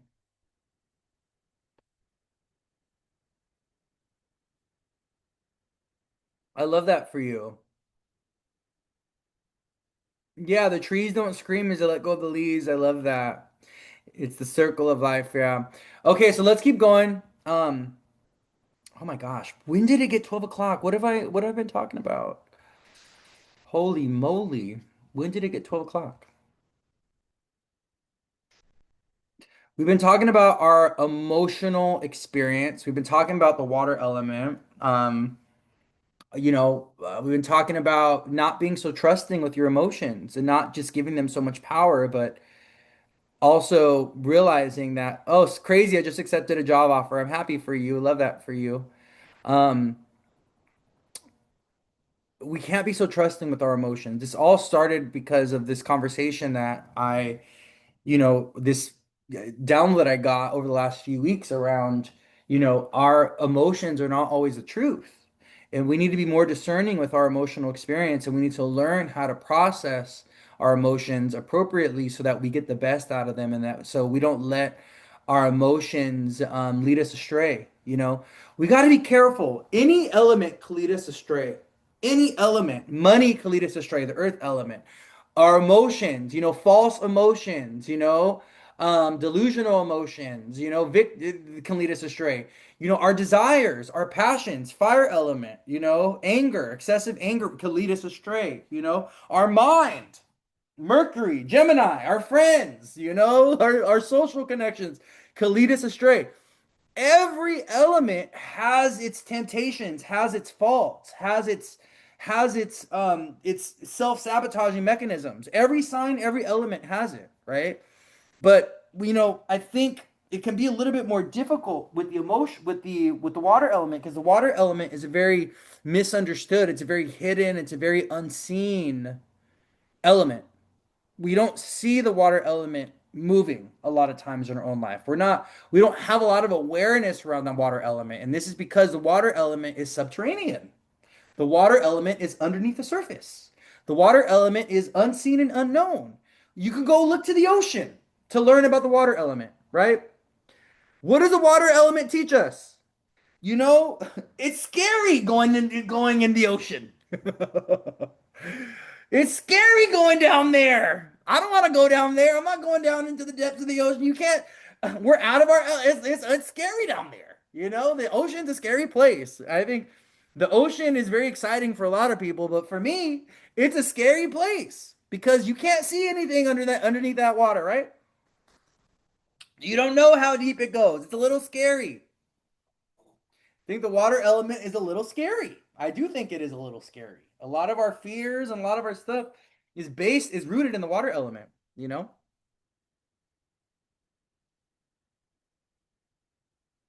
Yeah. So, we're learning. We're learning how to emotionally process. That's what these grand water trines have been teaching us. Saturn trine Jupiter, right? Okay, well, let's keep going. So, let's dive into like the week. Let's dive into the astrology of the week. So this is a pretty, today. So we have the moon going through Capricorn today, and then the moon goes through Aquarius Tuesday, Wednesday, Thursday.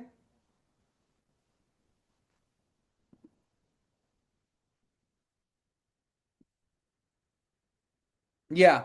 And then on Thursday, by midday, 12 p.m., the moon goes into Pisces. So then we have the moon in Pisces, 12 p.m. onward, Thursday, Friday, Saturday. Oh, the moon's with Saturn and Neptune on Saturday night. And then on Sunday, the moon goes into Aries. So we have the moon going through Capricorn and starting in Capricorn this week and going into Aries. Okay. Um, Today though, today and tomorrow, well, it's just all these days are, it's just, these are eventful days, you know? These are eventful times that we're in. But so the moon in Capricorn today, the moon is opposing Jupiter today. And the moon is forming this sextile with Mercury and Venus and with Saturn today. And so, today seems to be a little bit of a positive day. Opportunities, expansion, growth, consultation with wise people, maybe talking to a doctor, a lawyer, a therapist today. The moon opposing Jupiter. Also, people planning travel or vacation. Moon opposite Jupiter in Cancer. I mean, come on, it's like Thanksgiving. So this is like people are planning to leave this weekend. They're gonna go, visit their mother and their father. We're gonna be seeing a lot of travel this weekend. It's a holiday weekend here in the States, but I also think that has a lot to do with the fact that the moon's gonna be in Pisces, trining Jupiter. But we're in this period right now, moon opposite Jupiter. Today, moon sextile Mercury, Venus, moon sextile Saturn, moon wrapping up in Capricorn. It's also really interesting is as the moon is transiting these Saturn ruled signs, Saturn goes direct, right? I believe Saturn goes direct on Thursday. Yeah. Yeah. So right as the moon goes into Pisces, Saturn goes direct. So, I really do think, this week, especially like these next few days leading into Thursday when Saturn goes direct. I want you guys to think about what Saturn in Pisces has been about for you over the last 2.5 years. I want you to think about where Saturn is at in your birth chart. How is your Pisces house change in some type of way? What have you learned around the axis of Pisces and Virgo around your Pisces house since 2023? Where has there been kind of like loss or grief? Where has there been constrictions or delays? Where has there been some kind of testing? Where has there been some kind of bubble being popped, some kind of illusion you've had to wake up to? Where has there been truth, right? Also, possibly because Saturn going direct in that trine with Jupiter, where's there been redemption? I don't know. I'm just getting this. I got this down. The word redemption came to me. So maybe there's been redemption of faith, redemption of hope. Maybe there's been a redemption of opportunity. Maybe there's been a person that's been trying to redeem themselves, that's been trying to like be better and do better by you. Maybe there's just been this humble acceptance of like, this happened and we're gonna move through this together. And I don't know why I'm just like seeing this like story, or I'm just seeing like a wife hugging her husband, like, it's okay, babe. Like, we're gonna get through this together, like we've gone through so much together, we've been through so much together, and this is just another chapter of our story. This is just another test that we're having to persevere through. Like, I'm kind of getting this type of energy.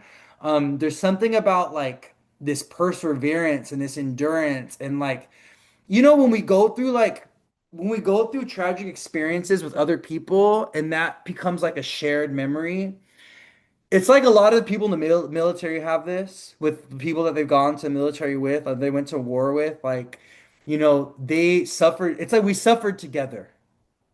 The camaraderie and the closeness and the intimacy that comes when we suffer with others together. Like we gone like shared suffering in like the love and the intimacy and the closeness that creates, right? There's something around this. And I really do think for the next few days, coming out of Saturn, Saturn out of, coming out of Saturn retrograde for the last, like, 4 months, we got to reflect on, like, what Saturn has been teaching us, or what Saturn has taught us as he's transited Pisces since 2023, around loss and tragedy, and around sadness and grief, but also around hope and faith, and needing to maintain the faith or be hopeful despite, what's going on. Like, despite the tragedy and the loss, like, we still need to maintain the faith. Still need to be hopeful. We still need to be, not falsely optimistic, but, we need to be optimistic. We need to, you know, be on top of our prayers, We need to be on top of our prayers, right? So there's something about this, and also I just think we need to really take a look at the water houses right now in our chart. We need to take a look at, Mercury's going direct in Scorpio. What's going on? What new information are you getting around your Scorpio house? Jupiter adjustment retrograde in Cancer. So what kind of integration of emotional experiences, or around family history and family like family karma, what kind of integration needs to happen, and what kind of acceptance and grace do we need to give to things of the past, or family of the past, our own mother, our own father, our upbringing, in acceptance and closure, so that we can move forward and rewrite our karmic narrative, or rewrite our karmic story, right? Saturn in Pisces, trining Jupiter retrograde in Cancer, Saturn going direct. It's like this has a lot to do with rewriting our karmic narrative, rewriting our karmic story, and liberating ourselves from our family narrative. Just because your mom was in an abusive relationship, and her mom was in an abusive relationship, and her mom was in an abusive relationship, does not mean that you got to carry it forward and be in an abusive relationship. You have the opportunity, you have the wherewithal, you have the awareness to be able to choose better and be better and do better. And this doesn't necessarily have to be about your family's karmic narrative, but this can be your own unique soul's karmic pattern, your own soul's narrative. What your soul does lifetime and lifetime again. Like, lifetime after lifetime. Your soul is just doing the same shit, falling for unhealthy, toxic people, turning to escapism and addiction. You know what I mean? Having, entertaining shallow, empty relationships, being self destructive, being angry. I mean, promise you, if you are someone that struggles with anger in this lifetime, and you have no self control over your anger, do you think that this is the only lifetime that you've been fighting that fight? No, it's not. There have been many lives where you've been angry. Okay? This is why it's so hard for you to control your temper. And there's been many lives where that anger and that temper of yours was useful, actually brought you good things, or actually was channeled in a way that, where or it was part of your lived experience, because it did things for you. Maybe you were a commander in that lifetime. Maybe you were a military officer. Maybe you were someone that, you were a warrior and you always had to fight. And so that anger is rooted in that experience in that lifetime where you needed it. But now in this lifetime, you don't need that no more. You don't need that anger no more. Now all you're doing is abusing your kids and abusing your husband and abusing the people around you. You don't need that anger no more. So now in this lifetime, you have to work through it, right? We all have our own karmic narratives, our own karmic patterns that are individual to our soul. And we also have inherited karmic narratives or karmic patterns that we get from our family, from our ancestry, right? So we're having to work through those things. Jupiter retrograde in Cancer, Saturn going direct in Pisces. It's like, with Mercury retrograde on top of this Grand Trine, it's like we're having to free ourselves, or release ourselves, or tell ourselves a different story around our karmic narrative. We're having to shift our karmic narrative and karmic story in some way, for, like, for our own lineage, but also for our own individual self, right? This is the energy of, like, we got to break the pattern, my loves. And the pattern, I don't know why, I just feel like, these transits are really showing us the pattern. We're showing us various patterns, right? With our own emotional, this can be a love pattern that you have. This can be a money pattern. This can be a health pattern. That's also another one. That's another one. Unhealthy family members can also be a karmic thing where, mom and dad didn't know how to take care of themselves. Didn't treat their body good, didn't eat right, right? So guess what? You were born with the sixth house stellium. You were born with all these Virgo placements. You have your North Node in the sixth house. Because why? You're here to learn how to take care of yourself and be healthy to clear the family karma around the relationship with the body. Everybody has their own different karmic lessons. It's not always about money. It's not always about love. It's not always about sex and desire. Sometimes it's about addiction. Sometimes it's about health in the body. It's different for everybody, not only individually, but also as a soul family karma thing. That and the beauty of astrology, that's why astrology is so powerful because it can show us the karmic patterns, right? Astrology gives us is a little bit of a cheat code because it shows us the ancestral karmic patterns that we're here to break, right? That's why astrology is so powerful. It's such a beautiful tool because when you really understand it, when you learn it,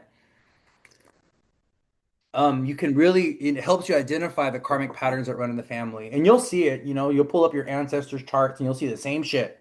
It's so crazy when I show parents their children's charts, and when I or even when I'm looking at people's grandparents, and because a lot of times during my readings I pull up their mom or someone's mom or their dad's chart or whatever. It's really interesting to see the karmic patterns that run in the family and how you could see it with the same placements. You know, it's like you got Venus in Scorpio, your mom had Venus in Scorpio, your grandma had Venus in Scorpio. It's like, damn. And all of you guys had a man that cheated on you and betrayed you and wounded you and had a man that wasn't worth shit, or had a man that messed you up financially. That's another one with Venus and Scorpio. That's like getting with a partner that puts you into debt or that messes you up financially. But no, once you learn astrology or even, once you kind of understand the pattern, you don't need astrology to understand the pattern, but astrology just helps identify it. You can start to break it. You can start to clear out those patterns, right? All right, let's keep going. So let's get back to the astrology of the week. So Moon in Capricorn today, opposing Jupiter. Definitely a good, feel good type of day. Moon aspecting Mercury, Venus, Saturn, Neptune, you know. So tomorrow on Tuesday, we also have our Mercury Venus conjunction today. So that's why today it just, I don't know, today feels like a good day. A lot of wisdom, a lot like new opportunity, new business opportunities, new jobs, new friends, possibly. Oh, it's also been, I don't know, it's just like there's been friends and things of like from the past coming back though. So, we may be seeing this, this week with the Venus Mercury dancing together today, tomorrow, and Wednesday. Okay. So tomorrow on Tuesday, the moon goes into Aquarius and the moon's gonna hit Pluto. And the moon in Aquarius is really important because Saturn's about to go direct and the moon is responding to Saturn, right? So the moon in Aquarius is ruled by Saturn traditionally. So the traditional ruler of Aquarius is Saturn. Modern ruler of Aquarius is Uranus, right? Well, we just had this new moon we're in the new moon cycle that was opposing Uranus. We had a new moon in Scorpio last week that's opposing Uranus, and we have Saturn going direct in a few days on Thursday, right? So what this kind of tells us with the moon in Aquarius over the next 3 days, or Tuesday, Wednesday, Thursday until midday Thursday when the moon goes into Pisces, Saturn moving forward or Saturn about is, changing direction as the moon's transit in Aquarius is telling us that there's certain karmic lessons that we're releasing or that we're learning, or there's certain kind of karmic pivoting that there's certain karmic pivots that are happening in the next few days with the moon transiting Saturn sign and Saturn about to shift directions. I also just want to collectively say with Saturn and Mercury going direct this week within days of each other, there's going to be a lot of people making these big permanent choices and decisions this week going into next week. And there's going to be a lot of people committing, like making these choices or decisions that are going to be about like long-term commitments or long-term contracts or like foundational life decisions and choices that are going to make big changes. This is because Mercury and Saturn are going direct in a trine with each other. So Mercury is the decision maker. Mercury is the planet of our thoughts, our choices, our options, right? Mercury asks us questions. Mercury is the question asker. Mercury is the decision maker. Mercury is the planet that pushes us towards choice, right? And when Mercury is going direct, moving forward, we start to move forward with certain choices or certain decisions, but they're going to be very important ones, or very serious ones, or very long-term ones, or very, they're going to be like very, very intense ones. I don't know if intense is the word, but very profound. That's the correct word I'm looking for. Intent is a Mars word. Intent is not a Saturn word. They're going to be profound because Saturn and Mercury go direct in aspect to each other within days of each other. This is why. It's like these decisions or choices that we're making coming out of this Mercury retrograde, how we're moving forward out of this Mercury retrograde, it's not as simple. It's not as like lighthearted. It doesn't feel this way. No. It's Mercury direct in Scorpio in a trine with Saturn in Pisces, who's also going direct. It's serious. It feels like there's a lot of gravity. Saturn, gravity. There's a lot of weight. Saturn rules gravity. Saturn rules weight, right? Heaviness. There's like very serious, very important, very foundational, very, heavy decisions or choices that need to be made. Okay. And that people are going to be making as we're coming out of this Saturn Mercury direct. Okay. So this is going to be end of this weekend, end of this week, going into next week. Okay. Because Mercury goes direct on, uh, when is it? I think it's Saturday to Sunday. Yeah. It's like Friday evening going to Saturday. And then Thursday to Friday is when Saturn goes direct. Okay. So so gotta just be aware of this, okay? Be aware of this. All right, my loves. Um, so with the moon in Aquarius, right? The moon in Aquarius on tomorrow on Tuesday, it hits Pluto. So this can be like a revelation point or a transformation point.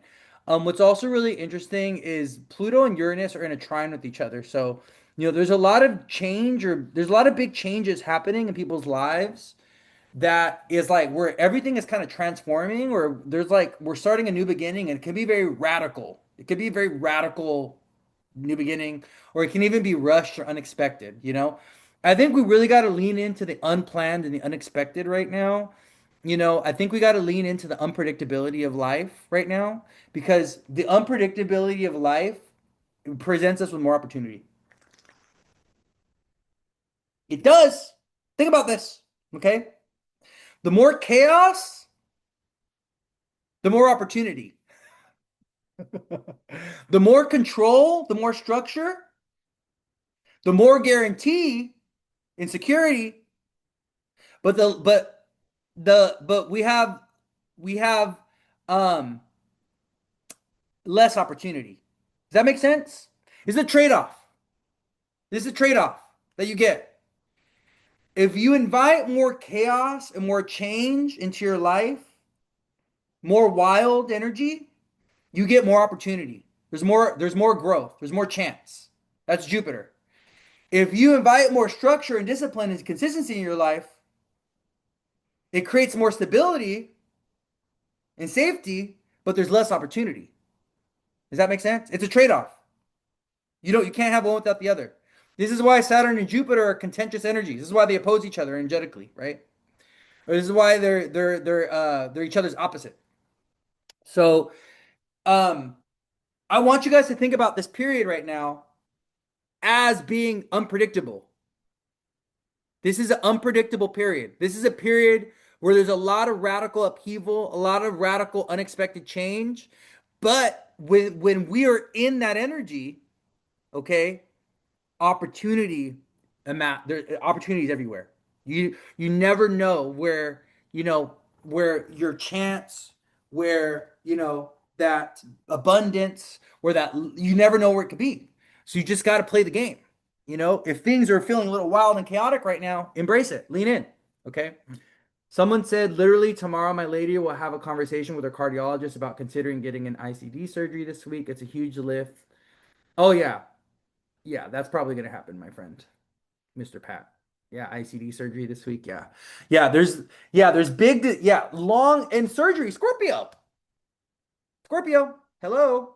Mercury retrograde in Scorpio, Venus in Scorpio, Mercury going direct in Scorpio. Scorpio is a sign of what? Surgery. Permanent transformation. Scorpio is the sign of permanent transformation. When you get surgery, you are permanently transformed. When you get a tattoo, well, back in the day, not now, but you can get them removed, but you go through a permanent transformation. That's what Scorpio's about, right? So look what Pat said. So he's talking to his cardiologist about getting an ICD surgery, which is a huge shift for him. That could be a long-term decision or a choice, or it's like a permanent decision or choice. Mercury direct in Scorpio, trine Saturn. Does that make sense?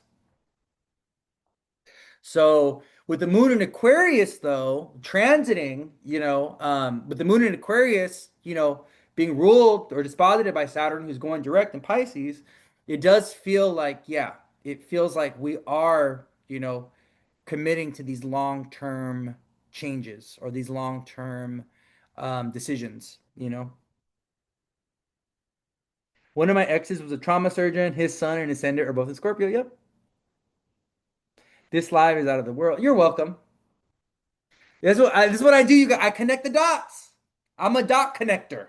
Okay. I'm someone that I've been given the gift of being able to kind of like see things and being able to like look at things from different perspectives and then being able to translate it. So that's why I'm a Mercury person. That's why I have Sun Mercury together in Scorpio. I have Mercury retrograde in Scorpio conjunct the Sun. I have a 4-degree Sun and Mercury retrograde at 3. I'm a messenger and I'm a translator. So I'm like an oracle. So what I do is I translate wisdom and knowledge, whether it be from the divine or whether it be from wherever, and I make it digestible and I make it relatable so that you guys can apply it and like learn it and you guys can like understand it. Like that's what I'm here to do, you know? That's the way my chart is built. So yeah, anyways, so Moon in Aquarius, over the next, I will say this if this week may the beginning of this week, especially the Moon in Aquarius, Moon in Capricorn today, it may feel a little serious. But the moon in Aquarius is going to highlight friends, Tuesday, Wednesday, and Thursday, community, social groups that we participate in. It's also going to kind of, there's like, I don't know, it just feels like there's like a lot of, there's either karmic alignment or karmic release that's happening this week with a lot of people. Okay. Someone said, does that also apply to people who have the sun and Mercury together in the ninth house? That's me. That's what I have. I'm a Pisces rising with the ninth house sun and Mercury conjunct. So that definitely applies what I was saying to people that yeah, that's me. The ninth house, Oracle. The ninth house is the person, is the preacher, the wise man, the guru, the teacher, you know? Sometimes the lawyer, sometimes the judge, sometimes the doctor, sometimes the therapist. These are all ninth house professions. Ninth house is the professor, is the preacher, is the lawyer, is the spiritual leader. That's the ninth house.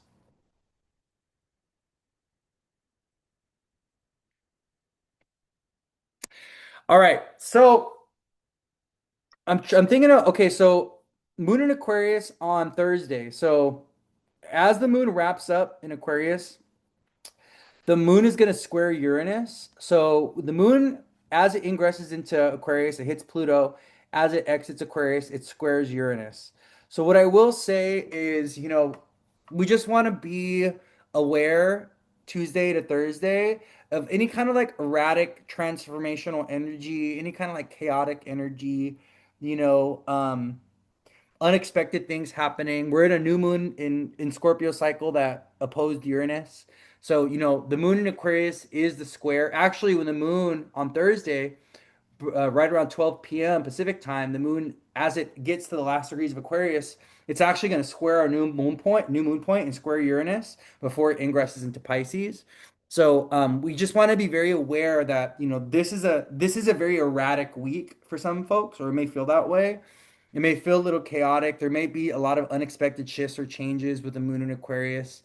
There could also be like a karmic rupture point or karmic release point. But it doesn't have to be a karmic rupture or release. It could also be like a karmic alignment point with various things, because the new moon energy is being triggered by the moon in Aquarius, especially on Thursday. Okay. So the moon in Aquarius, right, is our waxing square from our new moon. So if you could think about the new moon, right? The new moon is when the sun and the moon are together. Well, the sun moves slowly and the moon keeps going.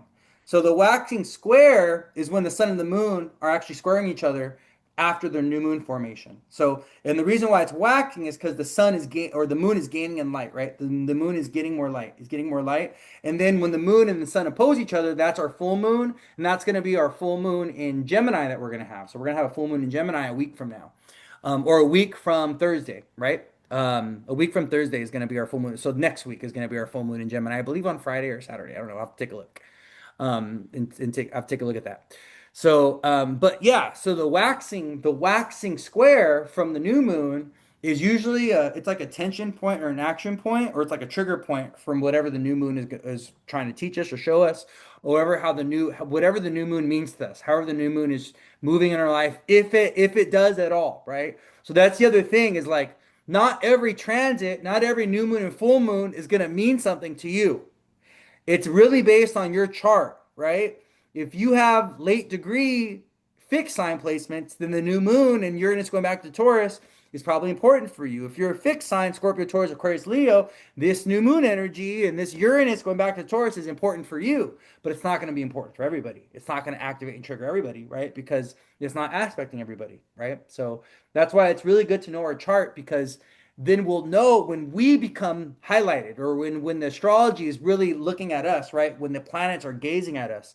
The planets aren't always looking at you. The planets aren't always giving you their attention. They're not always, staring at you. Like, there's a lot of souls on this earth, and they only got so much energy and so much time, right? But it's really funny because being, an astrologer and being an intuitive person and all this, I'm very aware of when certain planets are messing with me. I'm very aware of when I feel the gaze of certain planets, right? It's really interesting that I use that word gaze as well, because in Hindu astrology and Vedic astrology, that's how they see the planets as well. In Western astrology, they say the planets emit rays of light or rays of energy. But in Vedic Eastern astrology, they say that the planets, they look at us, they gaze at us, right? And when they look at us, or when they gaze at us, they're activating energy in our life. They move things, they trigger things. So you're not always the star of the show. The planets aren't always looking at you, but when they do, you're gonna know, you're gonna feel it, because that's when things start to move or activate in your life, right? So yeah, so the moon in Aquarius is our waxing square from our new moon that we had last week, and so it's like a trigger point or activation point for the new moon. So whatever the new moon in Scorpio, means for you, or however the new moon can possibly move in your life, it can be we can see that activity or see that movement, or we can see something around our new moon in Scorpio narrative show up with the moon in Aquarius, from Tuesday to Thursday because of that waxing square, okay? That was a lot of words to explain something that seems simple, but it's not.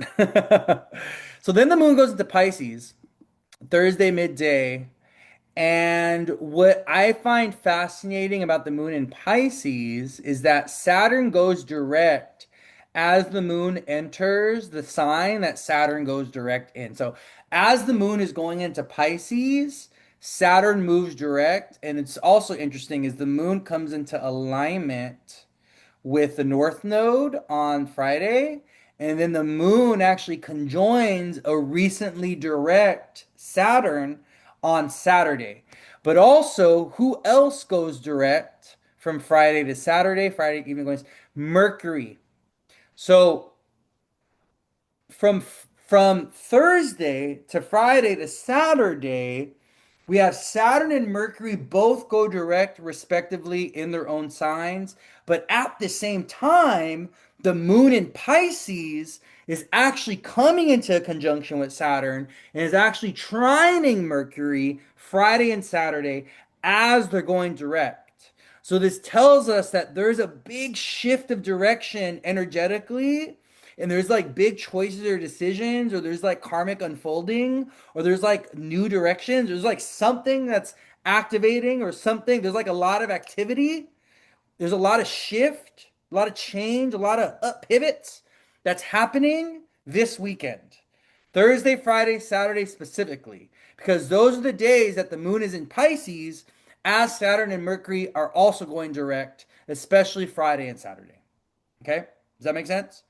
Also, the North Node's involved. So the moon's actually going to be conjoined the North Node on Thursday. And when the nodes get activated, this is about fate. This is about destiny. But this is about new things coming in, though. So I also want you guys to understand Saturn is going direct in the sign that the North Node is in. Oh, that was a deep one. Oh, oh, my back needed that. That was a deep one. Oh, that was deep. Okay, anyways. So the moon is or the moon is transiting the North Node, and Saturn is going direct in the same sign as the North Node. The North Node does what? Pulls us forward.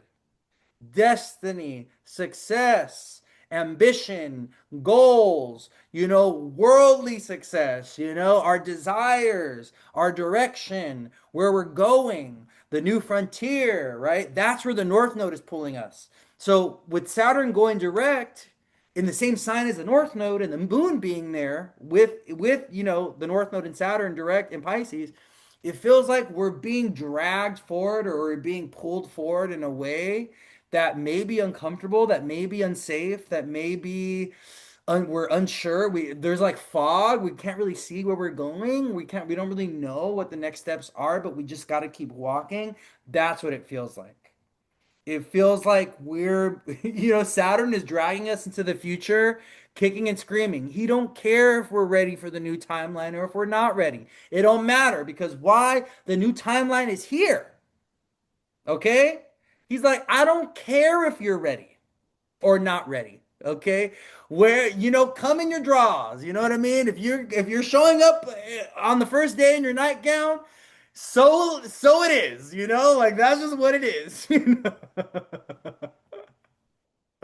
Like Saturn, like, I'm dragging you kicking or screaming. I don't care if you're ready, okay? Then welcome. Welcome to your new timeline. Welcome to the future. You know what it kind of feels like? It kind of feels like when like when it's like your senior year, you have like that senior thing where like, they like paint your face and they dress you up all funny and you have to show up at school with like a messed up haircut and they you have like weird you have like weird makeup on your face and like it's like a senior thing that they do. It's like that. It's like I don't care if you're ready. You're gonna come with half of your hair, you're gonna come with one shoe on, you're missing a sock. You got an eyeball hanging out, your left ear is missing. Welcome. This is what the future is. You should have been prepared, okay? Saturn has been telling you to get ready. So not me, always in my PJs and my nightgown. Yeah, it's that, no, and then Mercury going direct on top of it, right? So it's also Mercury going direct on top of, Saturn, Mercury trine. But this also, I don't, I, it feels, this feels good. This feels like exciting. This feels positive. We can't miss the fact that Jupiter is also aspecting Saturn and Mercury, and also Venus, who's in that Grand Trine, right? But the other thing, I gotta be, the other thing we gotta be honest with is the fact that Venus is coming to that 28th degree on Saturday and she's opposing Uranus, you know? So I really do think that even though there's this, we're going in a new direction or a new beginning, we're doing it in a way this weekend possibly, or even with choices, decisions that we make, we're doing it in a way that can be about emancipation or freedom, or that can be very erratic or unexpected, or that can be like we'll be surprised or shock ourselves. Like we didn't even think that we were gonna choose that or do that, right? But I don't know. I really do feel with this kind of like Saturn Mercury direct, happening in conjunction with the Venus Uranus opposition that hits on Saturday Sunday before she goes into Sag. It feels like there's something, or they're like we're breaking away from relationships that have been tethering us to the past in some type of way, or have been tethering us to our old self. It's like those old friends, those old social groups, those old social environments, those old relationship patterns. It's like it feels like what we're leaving behind in the lifestyle changes that we're making, or even the new beginning that we're stepping into, it has a lot to do with leaving behind certain people. Okay, leaving behind family members, leaving behind the ex, leaving behind the friends from high school, leaving behind the girlfriend that didn't choose you, that don't like you, that's materialistic, that don't even want, that you don't align with, leaving behind. And this could also like be leaving behind some old goals or old dreams. This can also be leaving behind some old jobs, leaving behind certain environments. It just feels like there's something that we have to leave behind and free ourselves from with the Uranus Venus opposition that's also part of this emancipation and this new beginning that we want to embark on, or this new direction that we want to go in. Okay. So, and it's the Venus and Scorpio opposite Uranus. Venus hitting that new moon point on Saturday, you know?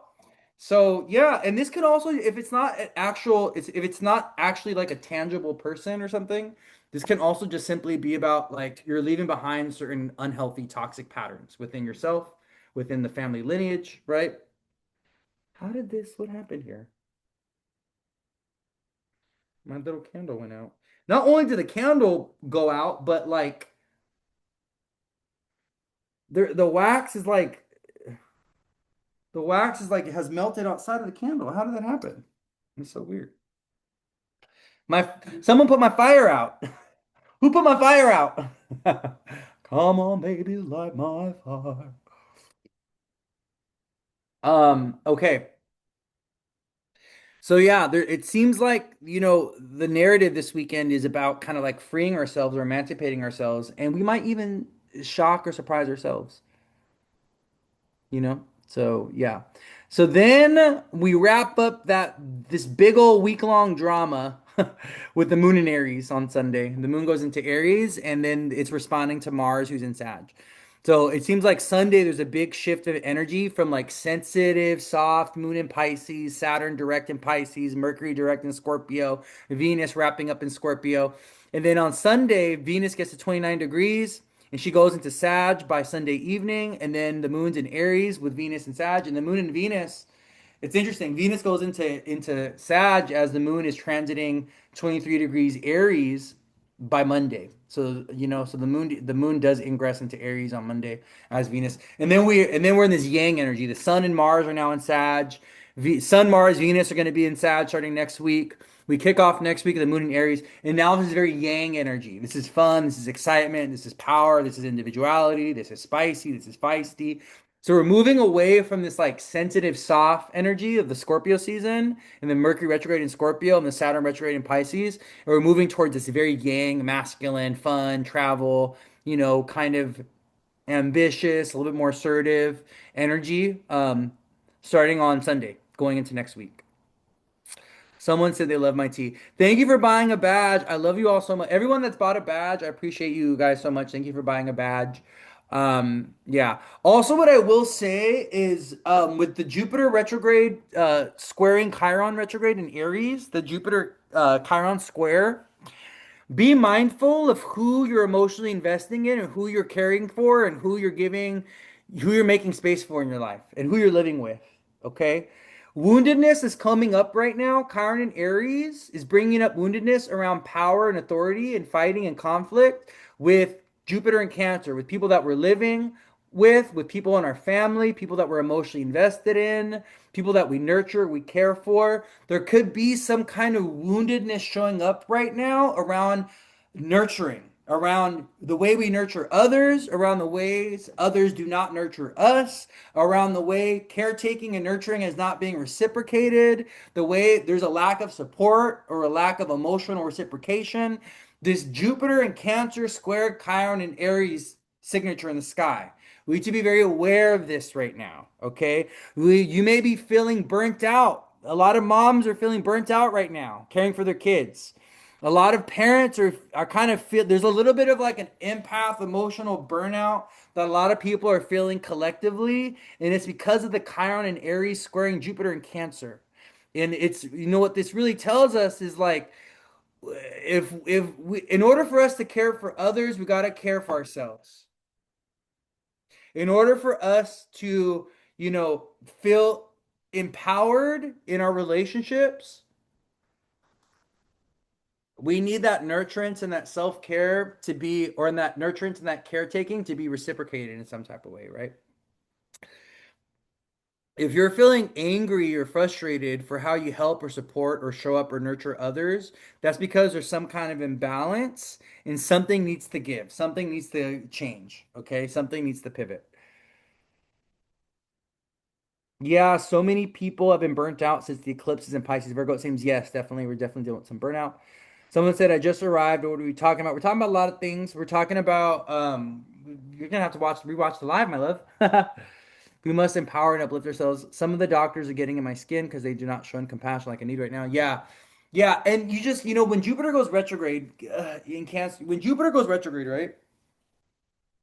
You want to be very careful of the wisdom and the guidance that you are getting from people, and you also want to be very mindful of like the Jupiterian people that you're connecting to in your life. So this can be a doctor, a lawyer, this could be a therapist. A lot of times when Jupiter goes retrograde, we reconsider the role of Jupiter people in our life.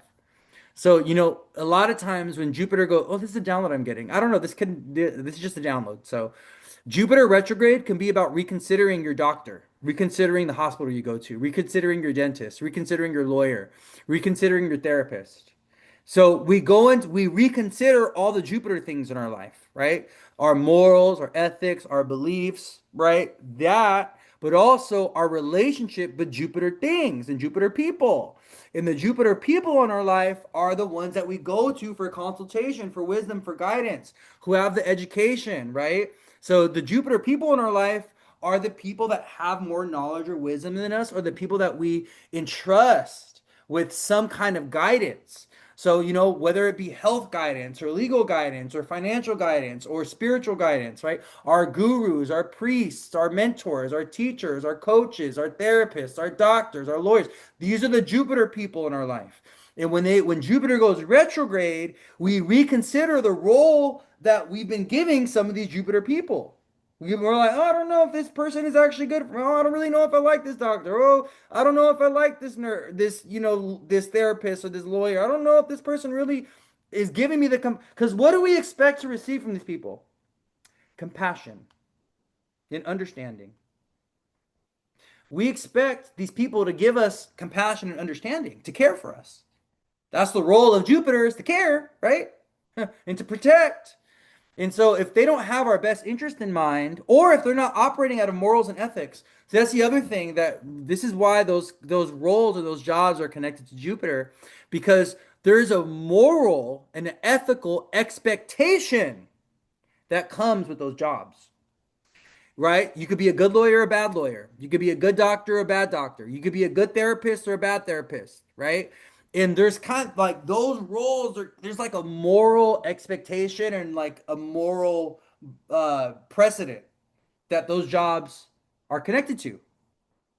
So when people aren't in moral or ethical alignment with the role that they're playing and how they're meant to help or support people, that's when they start to lose their standing. That's why they lose clients. That's why lawyers, they go bad, they lose their license, doctors, they could lose their license, dentists, they could lose their license, they could lose their, the paperwork, or they can lose the certification, right? That gives them that power authority over people, or that makes them, proficient, or that makes them a professional in some type of way, right? Things to keep in mind. So when Jupiter's retrograde, we can reconsider, now that Jupiter just started retrograding last week, we can reconsider our relationship with all Jupiterian things. Okay, does that make sense? Woo! Yeah, we got a few people talking to each other in the chat. I love to see it. You guys should definitely befriend each other. It's so cool to see a lot of you guys have become friends. Like, there's even people in my subscriber group chat. Like, I think it was like it was last weekend or the weekend before. There's like a few of my followers who are based in LA that had befriended each other, and they all went to the movies together. And they were like taking pictures of them at the movies together, and they were like sharing it with the group, and it was so cute. I love that. So if you guys like befriend each other, you guys start talking, in the chat and stuff like that. Make sure you guys, make friends outside of, on Instagram. Make sure you guys like follow each other and stuff like that because this is also how we build community and how we stay connected with each other, right? So yeah, okay. But yeah, the nodes in Pisces and Virgo have been tough. Have been tough, Is had this these are the nodes are going through the North Node is going through the last sign of the zodiac before the North Node goes into Pisces, So, the nodes going through Pisces and Virgo have been about the loss of jobs and the loss of pets and illness and sickness and health, but the North Node in Pisces has also been about endings and just our spiritual development and us having to move towards grace and empathy and forgiveness and compassion and surrender, right? We've been having to embrace our spiritual development with the North Node in Pisces, right? So as the nodes are wrapping up in Pisces and Virgo, I think it's really important that we really integrate what these nodes have been trying to teach us. Also, and I'm gonna talk about this when I get to the full moon in Gemini. The nodes, Sag season is going to be very karmic because Sag season squares the nodes. So Sag season, the sun is in a square with the North Node and the South Node in Pisces and in Virgo. So the reason why this Sag season is going to feel very karmic and very fated. Oh wow, I'm looking at look, we have a full moon Thursday, no December. Square the nodes exactly. I knew it. I felt it. I just knew it. I was like, we're gonna have a full moon. Exact. When I'm telling you that the full moon coming up on December 4th is square the nodes exactly, I'm telling you that the full moon on the December 4th is square the nodes exactly. Exactly. We have a full moon at 13 degrees. Gemini, square the nodes at 13 degrees. Pisces, North node's at 13 degrees Pisces, South node's at 13 degrees Virgo. It's a very important Sag season that we have coming up, especially for mutable signs. If you're a Pisces, Virgo, Gemini, Sag, it's a very, very important Sag season that we have coming up because this full moon, it's squaring the nodes. The sun is squaring the nodes. And so it's a time of fate and destiny. It's a time of forward movement and it's a time of also kind of release and endings and like, and karmic, it's like karmic alignment, you know? Karmic alignment can look like things falling away. Karmic alignment can look like things also literally aligning and like solidifying, right? So, but one of the things I want you guys to understand about karma has a way of taking away our control and our free will, right? So there's a certain thing around karma and the nodes where we understand that there's things that we have to experience, there's things that we have to go through that are beyond our control, and it's how we respond and react and integrate those experiences that are the lesson. Karma is not always bad, exactly. Well, dharma is actually good karma, right? Dharma is like good things. Karma has a lot to do with lessons, right?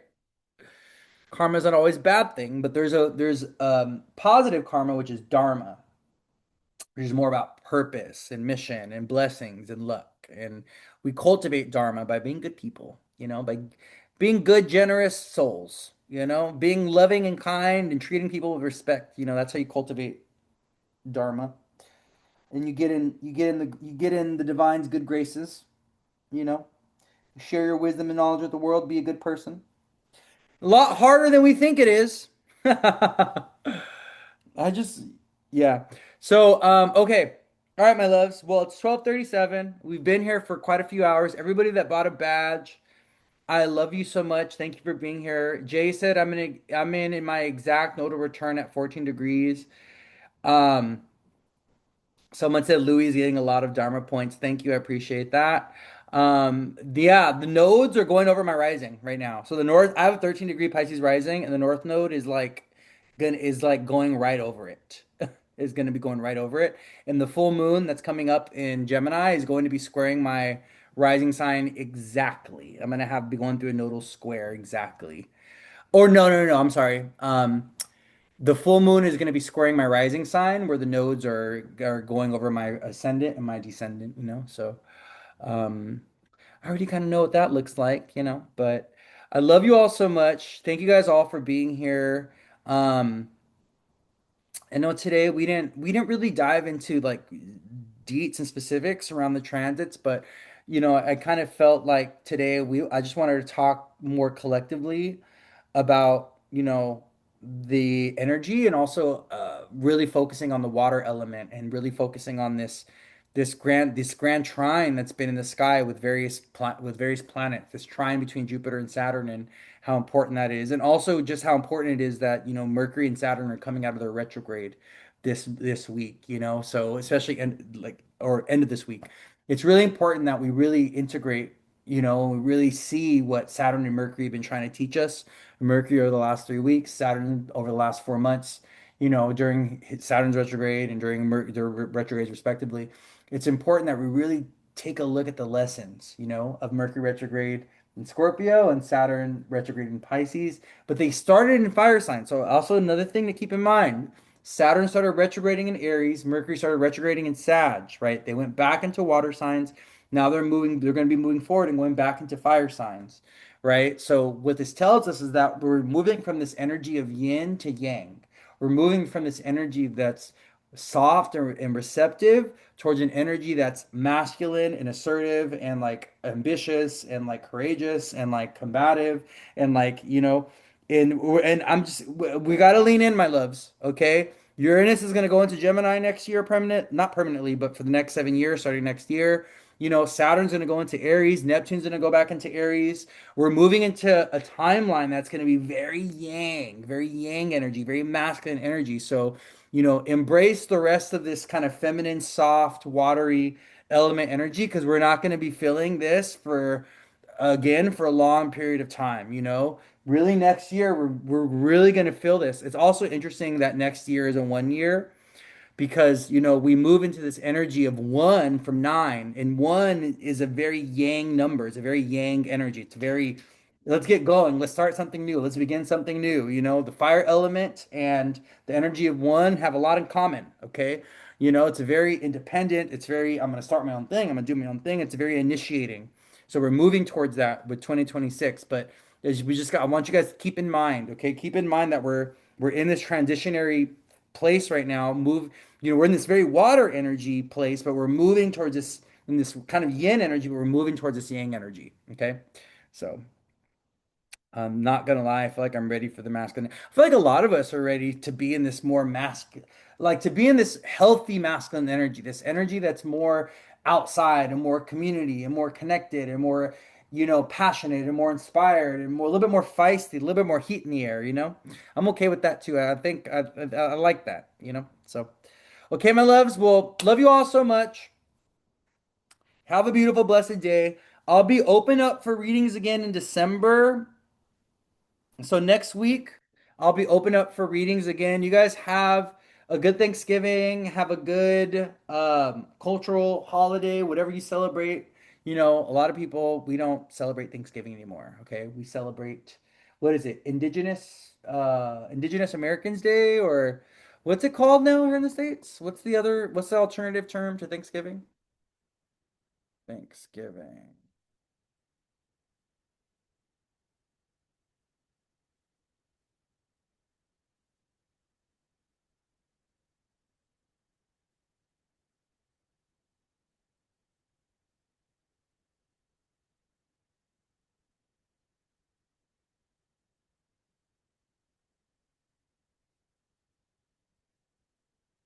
Indigenous Peoples Day. Yeah, there we go. Thank you.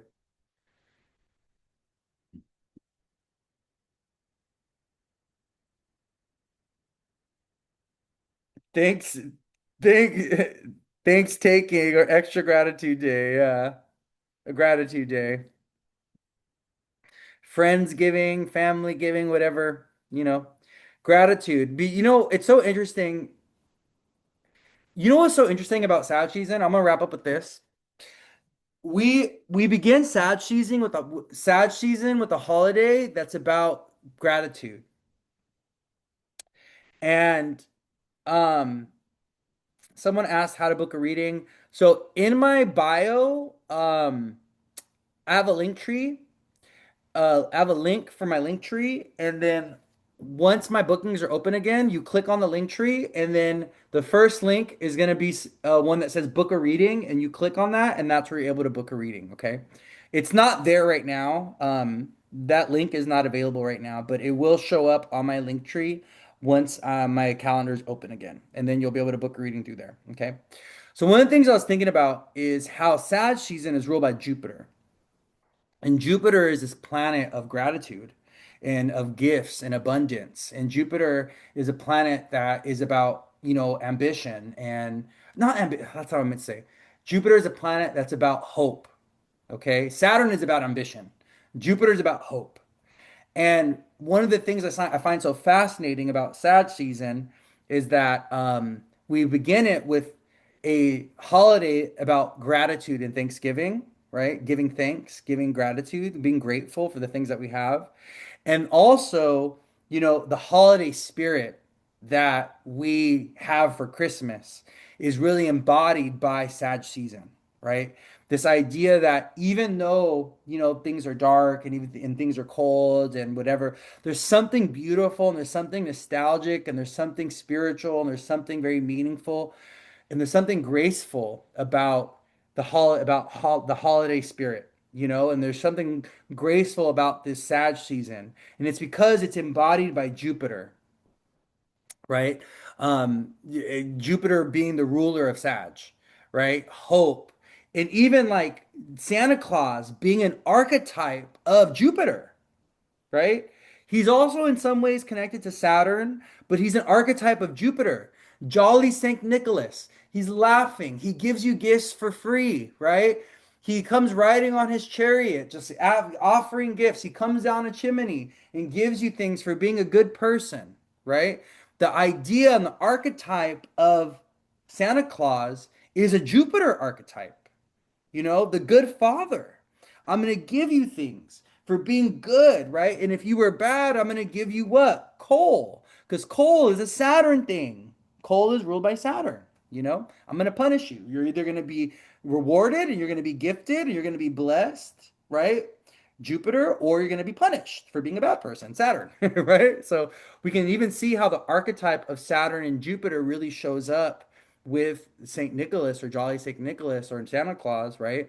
But we really want to embrace Sag season as with this idea of giving thanks and being grateful and being giving and being loving and being compassionate and helping those that are in need, right? There's this idea with Sag season and this idea with that really embodies the energy of the holiday season of showing up and helping others that don't have, right? And that's a Jupiter thing. That's a Jupiterian thing.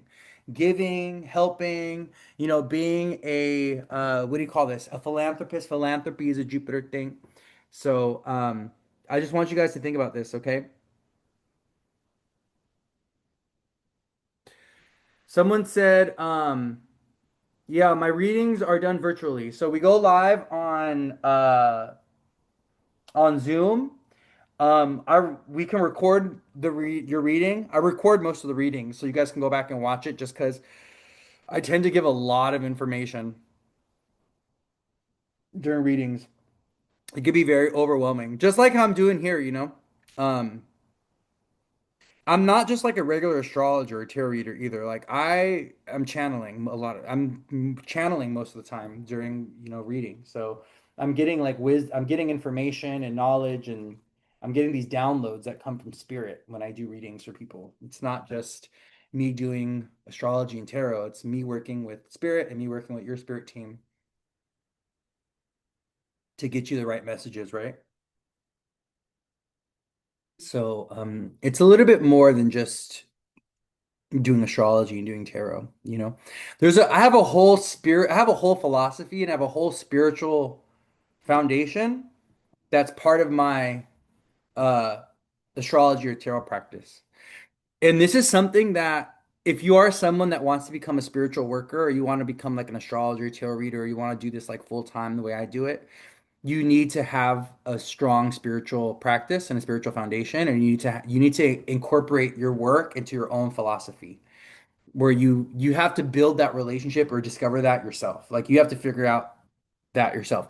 Like for instance, to me, I just don't see how anyone can become an astrologer and a tarot reader if they don't have a relationship with spirit and the divine and God in some way.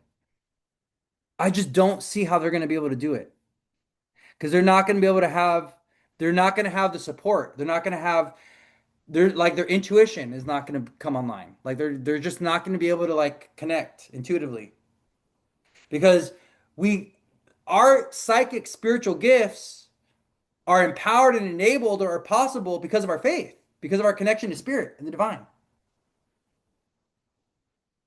Like you have to have a relationship with the unknown. You have to have some kind of, spiritual practice. You have to have some kind of spiritual practice. You have to have some kind of philosophy, some kind of belief system. You have to have some kind of relationship with the divine, with spirit, in any way, shape, or form, in order for you to like really channel and be a psychic and be an intuitive. You need that. So to me, I if so like when I'm talking to someone that is an aspiring astrologer or tarot reader, or they do astrology and tarot but it's inconsistent, they don't have like a consistent business with it, or they don't have consistent clients. One of the things I realize is a lot of them they don't have a really strong spiritual practice or spiritual foundation. They don't have a strong relationship with the divine, with they haven't worked through the religious trauma. They haven't really rooted their astrological or tarot practice into their lived philosophy, into a spiritual practice. They haven't, and so there's a disconnect. There's a disconnect. There's a disconnect.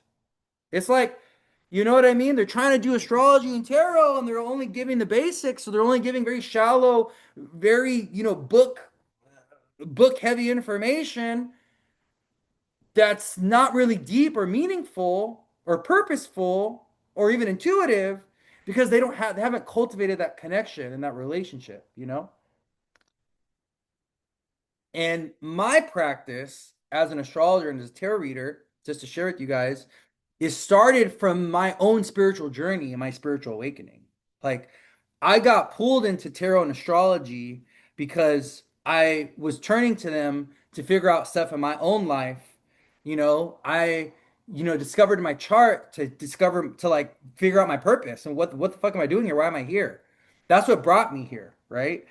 I didn't get into astrology and tarot because I wanted to become an astrologer or a tarot reader.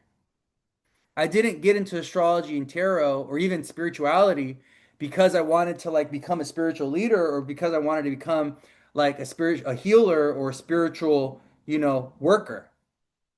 No, I actually got into it because I was trying to figure myself out and I was trying to figure out my direction. Like after I got let go from banking, I was like, who am I? What am I? Where am I going? What am I doing? What's my purpose? I felt so lost in the sauce. And it was my own spiritual awakening, but also, my spiritual journey, which brought me to tarot and astrology, that brought me to this work, that brought me into what I do now. There was never at any moment in time where I was like, oh, I want to be an astrologer and a tarot reader. I kind of just like fell into this on my own spiritual journey. So for me, it's my own spiritual practice and my own spiritual philosophy and my own spiritual lifestyle that brought me to this work. That's the foundation of it. That's always going to be the foundation of it. The foundation of my work is not astrology and tarot. It's my relationship with God and the divine, you know? And a lot of people, it's like, I tell them that, and I don't know. I feel like some people, like, people get turned off. I don't know. It's interesting. It's like, I don't know. To me, it's really interesting because it's like, It's like we want the gifts, we want the magic, we want the gifts, we want the divine gifts, we want the divine inspiration, we want the intuition, we want the psychic ability, we want that relationship with the divine, but we're not willing to believe and put in the work and build a relationship with spirit. We're not, we're it's like we're afraid. We have trauma. We don't think we're worthy. We don't think we're capable. There's a lot of different blockages that we have, right? Oh, I don't think I'm special. I don't think God loves me. I don't think I'm chosen. I don't think I'm blah blah blah blah blah. Blah blah blah. We have all this bullshit that blocks us. That blocks us from cultivating our own personal relationship with the divine, with spirit, with God. You know? I pull cards for myself daily, multiple times a day. What am I pulling cards for? I'm pulling cards to get answers and clarity from my own spirit team, from the divine. Because the way this universe and spirit and God started talking to me was through tarot. That's how I got into tarot. I started pulling cards, and I would ask a question, and I'd be thinking about something, and the cards are, and I look at, and spirit is just literally talking to me, just talking to me through the cards. I'm literally looking at the tarot cards when I had my spiritual awakening and got into tarot, and I'm like, wow, this is so clear. The answer is so clear. It's right here. They're giving me the answer right here. You know what I mean? That's how I got into tarot. And then I was curious. I was like, I wonder if this is gonna work when I do readings for other people. And so I got curious. I started doing readings. I started offering readings for free just to practice because I was just curious. I was like, oh, well, I'm doing this for myself. So I don't know. Maybe I could do this for other people. And then that's where I got started. I literally got started doing that, right?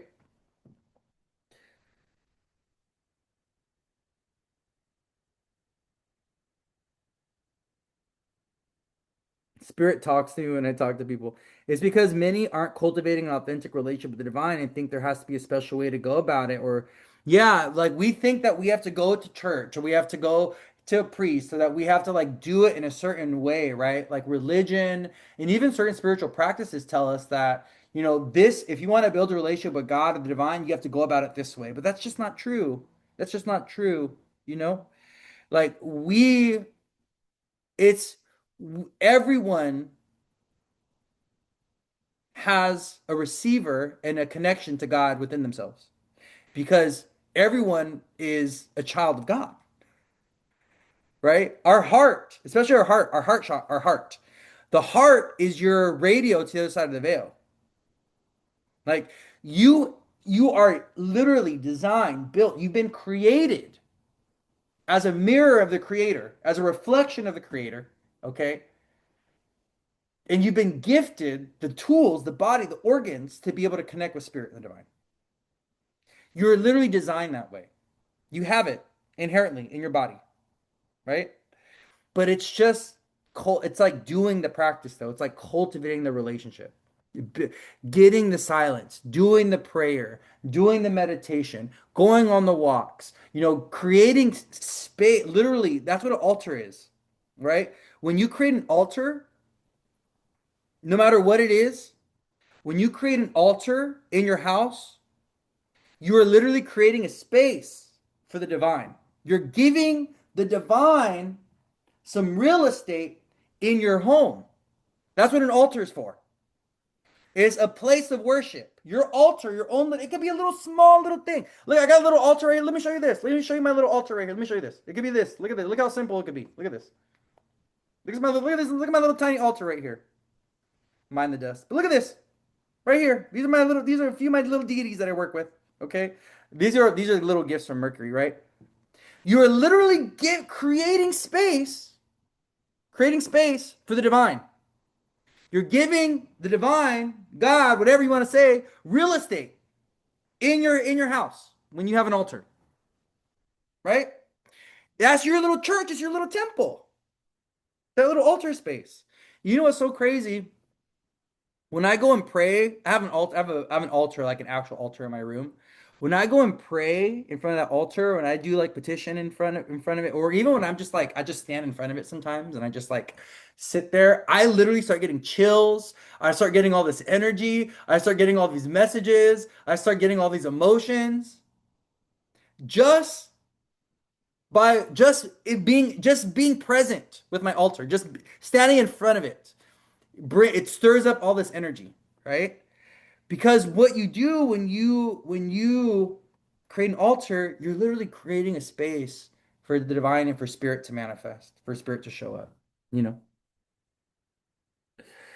Someone said I create space everywhere I go for God. Been moving around since I was a baby. Thanks, Mom. So yeah, so the thing is, right? I'm gonna leave you guys with this parting message, especially those of you that, because many of you are very psychic and very intuitive and you're very gifted. If you really want to see the power of your gifts and just see what you're capable of. And if you want to really see, and this doesn't even have to be creative, like intuitive gifts, this could be in creative gifts as well, like, divine inspiration and stuff. If you really want to see those things manifest and come to life and really see just, the power and the potential that you have, start building a relationship with spirit. Start building a relationship with the divine and with God in your own way. Okay. You don't have, because you call it the universe, you can call it the great unknown, you can call it whatever you want. Okay. It doesn't have to be, you don't have to call it God, because I know the word God can be very triggering for a lot of people who have religious trauma and stuff. Right. And see what happens.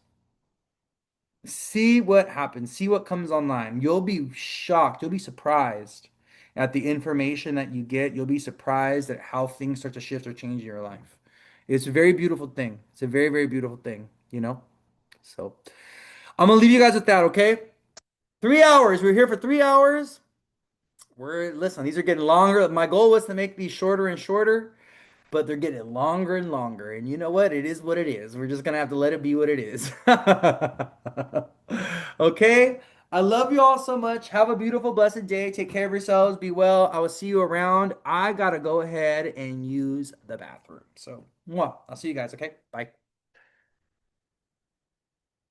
Oh, Karina said I receive messages when I go for my walks. Me too. I receive messages when I go on walks. I receive messages everywhere, anywhere and everywhere. I could be doing my dishes and I could receive a message. I could be, on the toilet and receive a message. I could just be walking by something and I could look out the window. Oh, there's a message right there. Look at that. There's a message right there. Universe finds its ways to communicate to us, right? All right, my loves. Well, take care of yourselves. Be well, okay? I'll see you around. All right, bye.